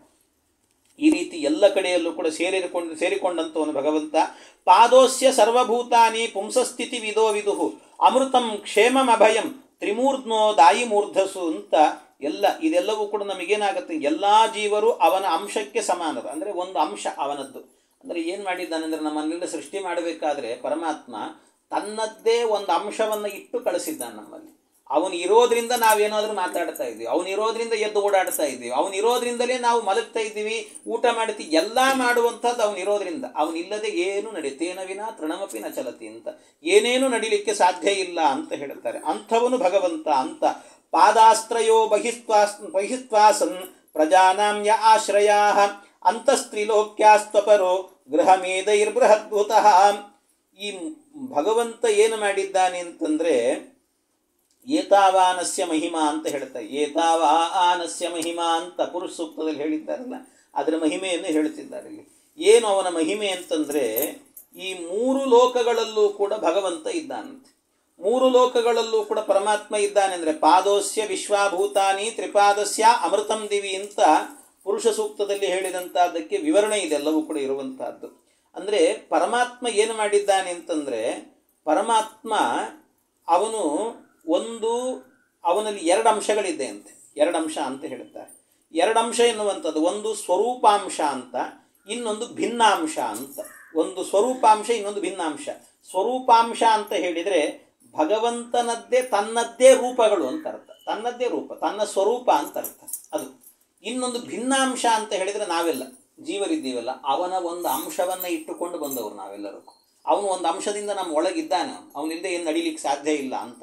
ಹಾಗಾಗಿ ಭಿನ್ನಾಂಶ ಅಂತ ಹೇಳ್ತಾರೆ. ಇದರಲ್ಲಿ ಆಗಬೇಕಾದ್ರೆ ಭಗವಂತ ಏನು ಮಾಡಿದ್ದಾನೆ ಅಂತಂದರೆ ಅವನ ಸ್ವರೂಪಾಂಶ ಇದೆಯಲ್ಲ, ಆ ಸ್ವರೂಪಾಂಶದಿಂದಾಗಿ 3 ಲೋಕಗಳನ್ನು ಕೂಡ ಸೃಷ್ಟಿ ಮಾಡಿದ್ದಾನಂತೆ. ಅವನಿಗೆ 3 ತಲೆ ಇದೆ ಅಂತ ಹೇಳ್ತಾರೆ. ಭಗವಂತನಿಗೆ 3 ತಲೆ ಇರುವಂಥ ಒಂದು ರೂಪ ಅಂತ ಹೇಳಿದೆ. 3 ತಲೆ ಇರುವಂಥ ಒಂದು ರೂಪ, ಆ 3 ತಲೆಗಳಿಗೂ ಒಂದೊಂದು ಹೆಸರಿದೆ ಅಂತೆ. ಅಮೃತ, ಅಭಯ, ಕ್ಷೇಮ ಅಂತ ಹೆಸರಿದೆ ಅಂತ. ಅಮೃತ, ಅಭಯ, ಕ್ಷೇಮ ಅಂತ ಭಗವದ್ ರೂಪ ಅದು. ಅದಕ್ಕೆ ಹೆಸರಂತೆ. 3 ತಲೆಗಳಿರುವಂಥದ್ದು. ಅದಕ್ಕೆ ಅವನಿಗೆ ತ್ರಿಮೂರ್ಧ ಅಂತ ಕರೀತಾರೆ ಪರಮಾತ್ಮನಿಗೆ. ತ್ರಿಮೂರ್ಧ ಅಂತ 3 ತಲೆಗಳಿರುವವನು ಅಂತ. ಅದರಲ್ಲಿ ಏನು ಮಾಡಿದ್ದಾನೆ ಅಂದರೆ ಒಂದೊಂದು ತಲೆ ಇದೆ ಅಲ್ವಾ, ಒಂದೊಂದು ತಲೆಯಲ್ಲೂ ಕೂಡ ಒಂದೊಂದು ಲೋಕವನ್ನು ಹೊತ್ತಿದ್ದಾನಂತೆ. ತಾನೇ ಸೃಷ್ಟಿ ಮಾಡಿರುವಂಥ ಲೋಕ ಅದು. ತಾನೇ ಅಂದರೆ ಅದು ಯಾವುದು ಅಂತ ಹೇಳಿದರೆ ಅನಂತಾಸನ, ಶ್ವೇತದ್ವೀಪ, ವೈಕುಂಠ ಅಂತ ಈ 3 ಲೋಕಗಳೇನಿದ್ದಾವಲ್ಲ, ಈ 3 ಲೋಕಗಳನ್ನು ಕೂಡ ತ್ರಿಮೂರ್ಧ ಅನ್ನುವಂಥ 3 ತಲೆಗಳಿರುವಂಥ ಒಂದು ರೂಪ ಇದೆಯಲ್ವಾ, ಆ ರೂಪ ಒಂದೊಂದು ತಲೆಗಳಿಗೂ ಕೂಡ ಒಂದೊಂದು ಹೆಸರು. ಅಮೃತ, ಅಭಯ, ಕ್ಷೇಮ ಅಂತ ಆ ತಲೆಗಳ ಮೇಲೆ ಆ ಲೋಕಗಳನ್ನು ಹೊತ್ತಿದ್ದಾನಂತೆ ಭಗವಂತ. ಆ ಲೋಕಗಳನ್ನು ಹೊತ್ತುಕೊಂಡು ಭಗವಂತ ಆ ತಲೆಗಳಿಂದ 3 ಲೋಕಗಳನ್ನು ಹೊತ್ತಿದ್ದಾನೆ. ಅವುಗಳಲ್ಲಿ ಇರುವಂಥ ರೂಪ ಯಾವುದು ಭಗವಂತನದ್ದು ಅಂತ ಹೇಳಿದರೆ ಅಲ್ಲೇ ಮತ್ತೆ ರೂಪಗಳಿದ್ದಾವಂತೆ. ಅಲ್ಲಿ ಅನಂತಾಸನದಲ್ಲಿ ಅನಂತಾಸನ ಅನ್ನೋ ಹೆಸರಿನಿಂದಲೇ ಇದ್ದಾನೆ, ಶ್ವೇತದ್ವೀಪದಲ್ಲಿ ಪದ್ಮನಾಭ ಅನ್ನೋ ಹೆಸರಲ್ಲಿದ್ದಾನಂತೆ, ವೈಕುಂಠದಲ್ಲಿ ವೈಕುಂಠ ಅನ್ನೋ ಹೆಸರಿನಲ್ಲೇ ಇದ್ದಾನಂತೆ ಪರಮಾತ್ಮ. ಆಯಾಯ ಹೆಸರುಗಳಿಂದಲೇ ಭಗವಂತ ಅಲ್ಲಿ ಇದ್ದಾನೆ ಅಂತ ಹೇಳ್ತಾರೆ. ಹೀಗೆ 3 ಲೋಕಗಳನ್ನು ಕೂಡ ಸೃಷ್ಟಿ ಮಾಡಿದ್ದಾನೆ ಪರಮಾತ್ಮ ಅಂತ ಹೇಳ್ತಾರೆ. ಇದನ್ನೆಲ್ಲ ಈ ಲೋಕಗಳು ಎಲ್ಲಿದ್ದಾವೆ ಅಂತ ಕೇಳಿದರೆ ಈ ಶ್ವೇತದ್ವೀಪ ಅನಂತಾಸನ ಇವೆಲ್ಲ ಎಲ್ಲಿದೆ ಅಂತಂದರೆ ಇಲ್ಲೇ ಹತ್ತಿರದಲ್ಲೇ ಇದೆ, ಭೂಲೋಕದಲ್ಲೇ ಇರೋದು ಅದೆಲ್ಲ. ಶ್ವೇತದ್ವೀಪ ಅನಂತಾಸನ ಏನಿದೆ ಇವು ಇರುವಂಥದ್ದು ಭೂಲೋಕದಲ್ಲೇನೆ. ಆ ಭೂಲೋಕದಲ್ಲೂ ಕೂಡ ಎಲ್ಲಿ ಅಂತಂದರೆ ನಮ್ಮ ಭೂಲೋಕದ ವ್ಯಾಪ್ತಿ ಮುಂದೆ ಬರ್ತದದು. ಭೂಲೋಕ ಎನ್ನುವಂಥದ್ದು ಮಧ್ಯದಲ್ಲಿದೆ ಅಂದರೆ ಅದರ ಸುತ್ತಲೂ ಕೂಡ ಲವಣ ಸಮುದ್ರ ಇದೆ, ಘೃತ ಸಮುದ್ರ ಇದೆ, ಆಮೇಲೆ ಸುರಾ ಸಮುದ್ರ ಇದೆ. ಎಲ್ಲ ಸಮುದ್ರಗಳನ್ನು ಹೇಳ್ತಾ ಆ ಸಮುದ್ರಗಳು ಬರ್ತಾ ಬರ್ತಾ ಮುಂದೆ ಕ್ಷೀರ ಸಮುದ್ರ ಅಂತ ಒಂದು ಬರುತ್ತೆ. ಕ್ಷೀರ ಸಮುದ್ರ, ಆ ಕ್ಷೀರ ಸಮುದ್ರ ಏನಿದೆ ಅಲ್ವಾ, ಕ್ಷೀರ ಸಮುದ್ರದ ಮಧ್ಯದಲ್ಲಿ ಒಂದು ದ್ವೀಪ ಇದೆ ಅಂತೆ. ಆ ದ್ವೀಪಕ್ಕೆ ಹೆಸರು ಶ್ವೇತದ್ವೀಪ ಅಂತ. ಸಮುದ್ರದ ಮಧ್ಯದಲ್ಲಿರುವ ಜಾಗಕ್ಕೆ ದ್ವೀಪ ಅಂತ ಕರೀತಾರೆ. ಹಾಗಾಗಿ ಅದಕ್ಕೆ ಶ್ವೇತದ್ವೀಪ. ಆ ಶ್ವೇತದ್ವೀಪ ಅಂದರೆ ಅದೊಂದು ಮನೆ, ಅಲ್ಲೊಂದು ದ್ವೀಪ ಮಾಡಿಕೊಂಡು ಮನೆ ಕಟ್ಟಿದ್ದಾನಂತೆ ಪರಮಾತ್ಮ. ಆ ಮನೆ ಹೇಗಿದೆ, ಅದನ್ನು ಹೇಗೆ ಕಟ್ಟಿದ ಪರಮಾತ್ಮ, ಅವನಿಗೆ ಯಾರು ಸಿಮೆಂಟ್ ಕೊಟ್ಟರು, ಯಾರು ಇಟ್ಟಿಗೆ ಕೊಟ್ಟರು, ಅವನಿಗೆ ಎಲ್ಲಿಂದ ತೊಗೊಂಡು ಬಂದ, ಎಲ್ಲವನ್ನು ಕೂಡ ಅವನು ಹೇಗೆ ಮಾಡಿಕೊಂಡ ಅಂದರೆ ಆ ಮನೆಯ ವಿಶೇಷತೆ ಏನು ಗೊತ್ತಾ, ಅದು ಇರೋದೇನೆ ಅದು ಕ್ಷೀರ ಸಮುದ್ರದ ಮಧ್ಯದಲ್ಲಿ. ಅದು ಕ್ಷೀರ ಸಮುದ್ರದ ಮಧ್ಯದಲ್ಲಿರೋದಾದ್ರಿಂದ ಮನೆಯನ್ನು ನಾವು ಕಟ್ಟಿದಂತೆ ಇಟ್ಟಿಗೆ ಸಿಮೆಂಟ್ ಹಾಕಿ ಕಟ್ಟಲಿಲ್ಲ ಅಂತ. ಅವನು ಕ್ಷೀರ ಹಾಲದು, ಆ ಹಾಲಿನಲ್ಲಿ ಕೆನೆ ಬಂತಂತೆ, ಕೆನೆಯಿಂದ ಮನೆ ಮಾಡಿದಂತೆ ಭಗವಂತ. ಅದು ಕೆನೆಯ ಮನೆ ಅಂತ ಹೇಳ್ತಾರೆ, ವೈಟ್ ಹೌಸ್ ಅಂತ ಹೇಳ್ತೀವಲ್ಲ ಹಾಗೆ ಆ ಥರ ಅದನ್ನು ಆ ಕೆನೆಯ ಮನೆಯನ್ನು ಮಾಡಿದ್ದಾನಂತೆ ಪರಮಾತ್ಮ. ಹಾಗೆ ಒಂದು ಅಲ್ಲಿ ವಾಸ ಮಾಡ್ತಾನೆ ಪರಮಾತ್ಮ. ಅದಕ್ಕೆ ಪದ್ಮನಾಭ ಅಂತ, ಅಲ್ಲಿರುವಂಥ ರೂಪಕ್ಕೆ ಪದ್ಮನಾಭ ಅಂತ ಹೆಸರು. ಹೀಗೆ ಇದನ್ನೆಲ್ಲ ಸೃಷ್ಟಿ ಮಾಡಿದ್ದಾನೆ ಭಗವಂತ, ಎಲ್ಲವನ್ನೂ ಕೂಡ ಸೃಷ್ಟಿ ಮಾಡಿದ್ದಾನೆ. ಯದಾಸ್ಯನಾಭ್ಯಾನ್ ನಲಿನಾದಹಂ ಮಾಸಂ ಮಹಾತ್ಮನಃ ನಾವಿಂದಂ ಯಜ್ಞ ಸಂಭಾರಾನ್ ಪುರುಷಾವಯವಾನೃತೆ. ಇನ್ನು ನಾಭಿಕಮಲದಿಂದಾಗಿ ಏನು ಬ್ರಹ್ಮದೇವರಿದ್ದಾರೆ ಅವರನ್ನು ಸೃಷ್ಟಿ ಮಾಡಿದ್ದಾನಂತೆ. ಬ್ರಹ್ಮದೇವರೇ ಹೇಳ್ಕೊಳ್ತಾರೆ, ನಾಭಿಕಮಲದಿಂದಾಗಿ ನಾನು ಹುಟ್ಟಿದೆ ಅಂತ ಹೇಳ್ತಾರೆ. ಇದನ್ನೆಲ್ಲ ಸೃಷ್ಟಿ ಮಾಡಿದ ಭಗವಂತ ನಾನು ನಾಭಿಕಮಲದಿಂದ ಹುಟ್ಟಿದೆ ಅಂತ ಹೇಳಿದರು. ನಾಭಿಕಮಲದಿಂದ ಹುಟ್ಟಿದಾಗ ಆಗ ಏನಾಯಿತು ಅಂತ ಕೇಳಿದರೆ ಅವರು ಯೋಚನೆ ಮಾಡಿದರಂತೆ, ನನ್ನನ್ನು ಸೃಷ್ಟಿ ಮಾಡಿದಂಥ ನನ್ನ ಭಗವಂತ ಏನಿದ್ದಾನೆ ಪರಮಾತ್ಮ, ಅವನನ್ನು ಆರಾಧನೆ ಮಾಡಬೇಕು ಅಂತ ಯೋಚನೆ ಮಾಡಿದರಂತೆ. ಆರಾಧನೆ ಮಾಡಬೇಕು ಅಂತ ಅಂದ್ಕೊಂಡು ಆಗ ಏನಾದರೂ ಆರಾಧನೆ ಮಾಡಬೇಕು ಅಂದರೆ ಹೇಗೆ ಮಾಡೋದು, ದೇವರು ಮುಂದೆ ಕೂತ್ಕೊಂಡಿದ್ದೀವಿ, ದೇವರು ಪೂಜೆ ಮಾಡಬೇಕು, ಒಂದು ಸ್ವಲ್ಪ ಮಂತ್ರಾಕ್ಷತೆ ಇರಬೇಕು, ಹೂ ಇರಬೇಕು, ಏನೇನು ಒಂದು ಸ್ವಲ್ಪ ನೈವೇದ್ಯ ಮಾಡಲಿಕ್ಕೆ ಒಂದು ಬೆಲ್ಲನೋ ಕಲ್ಸಕ್ರಿನೋ ಏನೋ ಒಂದು ಇಟ್ಕೊಂಡಿರಬೇಕು, ವಿಳೆದಲ್ಲಿ ಅಡಿಕೆ ಇರಬೇಕು, ಎಲ್ಲ ಇರಬೇಕಲ್ಲಿ. ಪಾಪ ಇಂಥದ್ದೆಲ್ಲ ಪೂಜಾ ಸಾಮಗ್ರಿಗಳು ಅಂತ ಹೇಳ್ತಾರೆ ಇದನ್ನೆಲ್ಲ. ಹಾಗೆ ಪೂಜಾ ಸಾಮಗ್ರಿಗಳು ಅಂಥದ್ದೇನಾದರೂ ಕೂಡ ಪೂಜಾ ಸಾಮಗ್ರಿಗಳು ಇದೆಯಾ ಅಂತ ಹುಡುಕಿದ್ರಂತೆ. ನಾವಿಂದಂ ಯಜ್ಞ ಸಂಭಾರಾನ್ ಪುರುಷಾವಯವಾನೃತೆ ಅಂತ ಅವ್ರು ಹೇಳ್ತಾರೆ.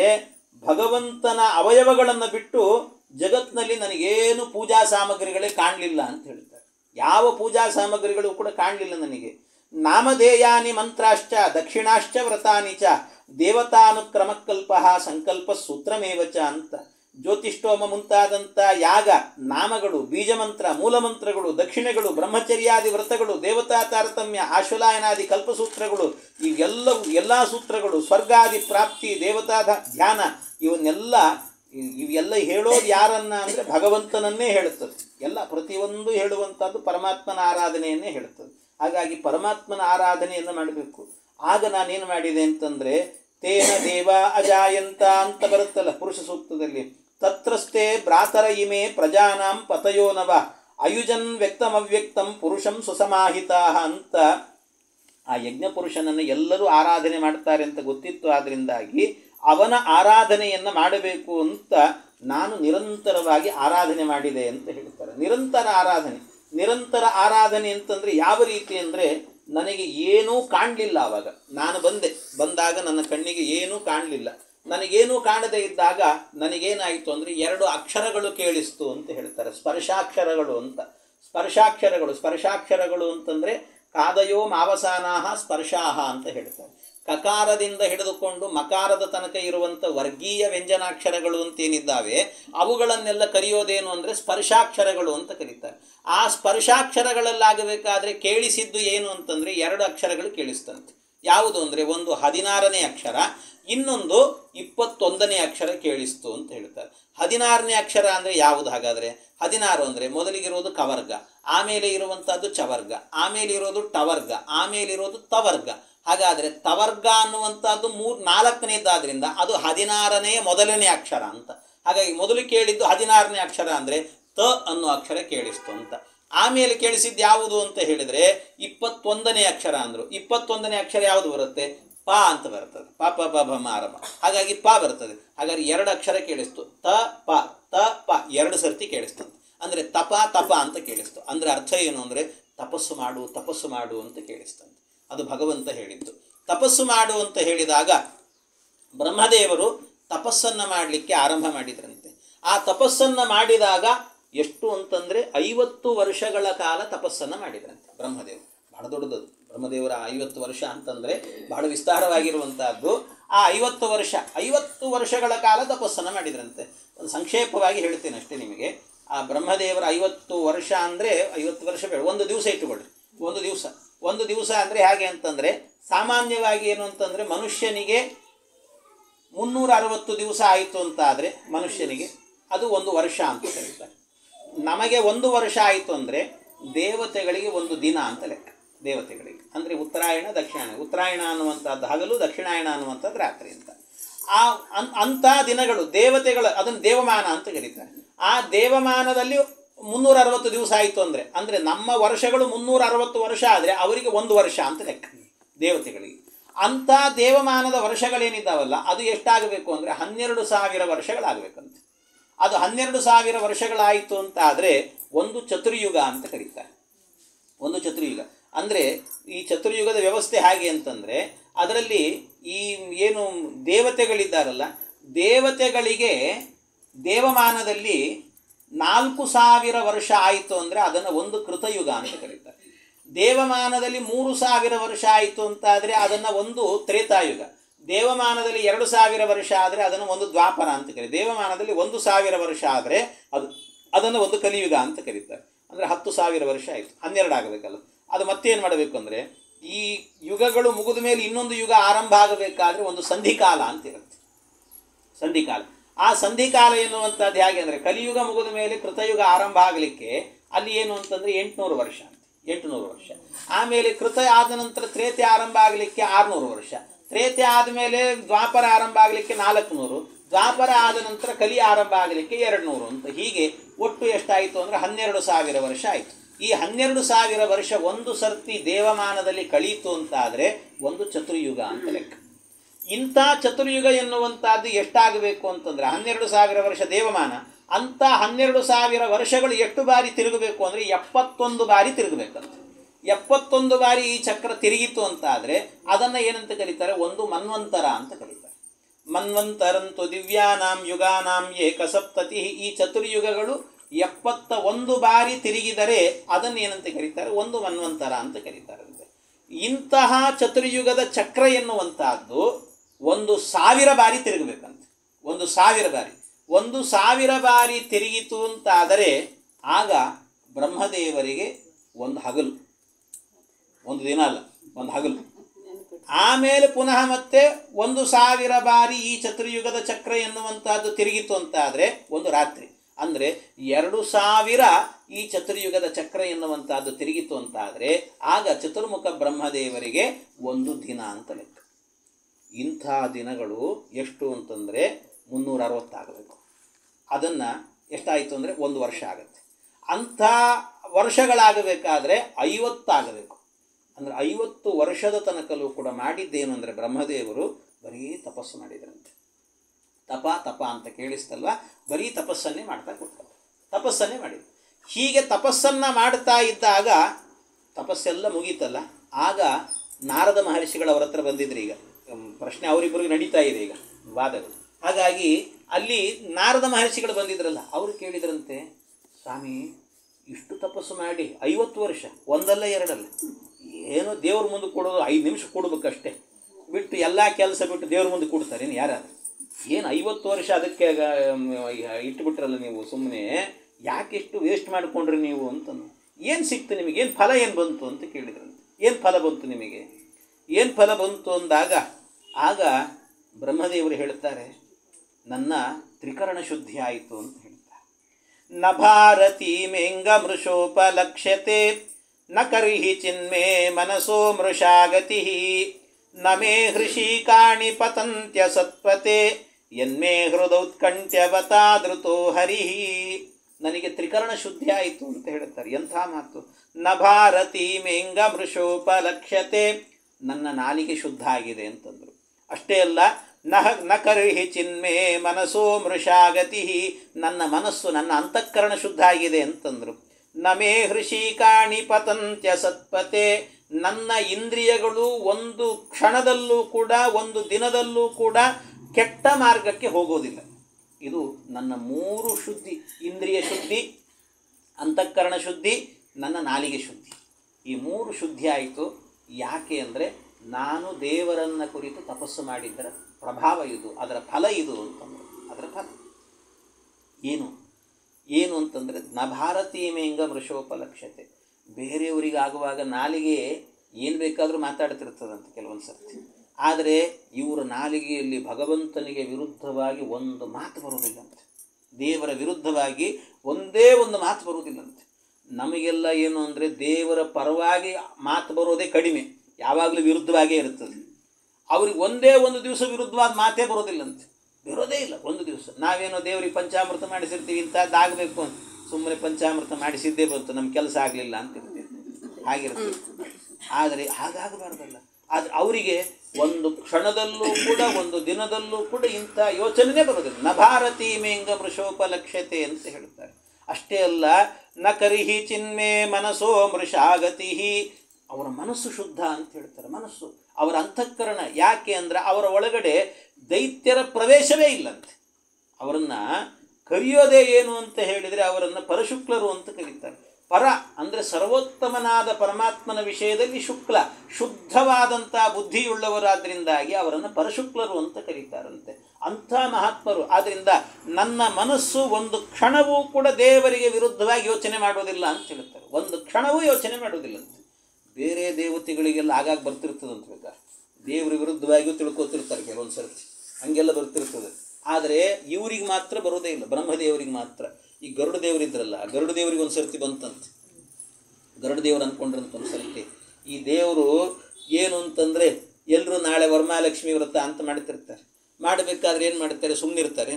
ವರಮಹಾಲಕ್ಷ್ಮಿ ಬರಬೇಕು ಅಂತಂದ್ರೆ ಬರೀ ಲಕ್ಷ್ಮೀನ ಕರೆದು ಬರೋದಿಲ್ಲ ಅವಳು. ಅದಕ್ಕೆ ಲಕ್ಷ್ಮೀನಾರಾಯಣಂ ಆವಾಹಯಾಮಿ ಅನ್ನಬೇಕು. ಅದಕ್ಕೆ ಲಕ್ಷ್ಮೀನಾರಾಯಣಂ ಆವಾಹಯಾಮಿ ಅಂದರೆ ನಾರಾಯಣ ಬರ್ತಾನೆ. ನಾರಾಯಣ ಹೋಗಬೇಕು, ಭಕ್ತರು ಕರೆದಾಗ ಮನೆಗೆ ಹೋಗಬೇಕು ಅಂದರೆ ಹೆಂಗೆ ಹೋಗ್ತಾನೆ ಅವನು? ಒಂದು ವೆಹಿಕಲ್ ಬೇಕಲ್ಲ, ಹಾಗೆ ಹೋಗ್ಲಿಕ್ಕಾಗಲ್ಲ. ಯಾರದು ಅಂದರೆ ನಾನೇ. ಹಾಗಾದರೆ ಭಗವಂತನನ್ನು ನಾನು ಹೊತ್ಕೊಂಡು ಹೋದರೆ ಹೋಗ್ತಾನೆ ಅವನು. ಗರುಡದೇವ್ರಿಗೆ ಅನಿಸಿದ್ದು ಒಂದು ಸರ್ತಿ, ಗರುಡದೇವ್ರು ಅಂದ್ಕೊಂಡ್ರಂತೆ ನಾನು ಕರ್ಕೊಂಡು ಹೋಗಬೇಕು. ಆದರೆ ಭಗವಂತನಿಗೊಂದು ಕೀರ್ತಿ ಇದೆ, ಒಂದು ಹೆಸರಿದೆ ಅವನಿಗೆ. ಏನು ಆ ಹೆಸರು ಅಂದರೆ ವಿಶ್ವಂಭರ ಅಂತ ಹೆಸರು. ವಿಶ್ವಂಭರ. ವಿಶ್ವಂಭರ ಅಂದರೆ ಇಡೀ ವಿಶ್ವವನ್ನೇ ತನ್ನ ಉದರದಲ್ಲಿ ಹೊತ್ತವನಾದ್ರಿಂದ ಅವನಿಗೆ ವಿಶ್ವಂಭರ ಅಂತ ಹೆಸರಿದೆ. ಆದರೆ ಆ ವಿಶ್ವಂಭರನ ನಾನು ಹೊತ್ತುಕೊಳ್ತೀನಲ್ಲ, ಹಾಗಾದ್ರೆ ನನಗೇನು ಹೆಸರಿರಬೇಕು? ವಿಶ್ವಂಭರಭರ ಅಂತಿರಬೇಕು ಅಂತ. ಯಾಕೆಂದರೆ ವಿಶ್ವಂಭರನನ್ನು ನಾನು ಹೊತ್ತಿದ್ದೇನೆ, ಅದರಿಂದಾಗಿ ನಾನು ವಿಶ್ವಂಭರಭರ ಅಂತ ಅನ್ಕೊಂಡೆ. ನಾನು ವಿಶ್ವಂಭರಭರ ಅಂತ ಅನ್ಕೊಂಡು ಈ ಒಂದು ಬುದ್ಧಿ ಬಂತು ಅವ್ರಿಗೆ ಒಂದು ಸರ್ತಿ. ಆಗ ಒಂದು ಸರ್ತಿ ಯಾರೋ ಭಕ್ತರು ಕರೆದ್ರು ಅಂತ ಹೊರಟಿದ್ದ ಪರಮಾತ್ಮ. ಅವನು ಹೋಗುವಾಗಲೇ ಇದೆಲ್ಲ ತಲೆಗೆ ಬರ್ತಾ ಇತ್ತಂತೆ ಆ ಗರುಡದೇವರಿಗೆ. ಅಲ್ಲಿ ತನಕಲ್ಲೂ ಕೂಡ ಒಂದು ಕ್ಷಣದಲ್ಲೂ ಕೂಡ ಭಗವಂತ ಗರುಡದೇವರ ಮೇಲೆ ಭಾರ ಹಾಕಿರಲಿಲ್ಲಂತೆ.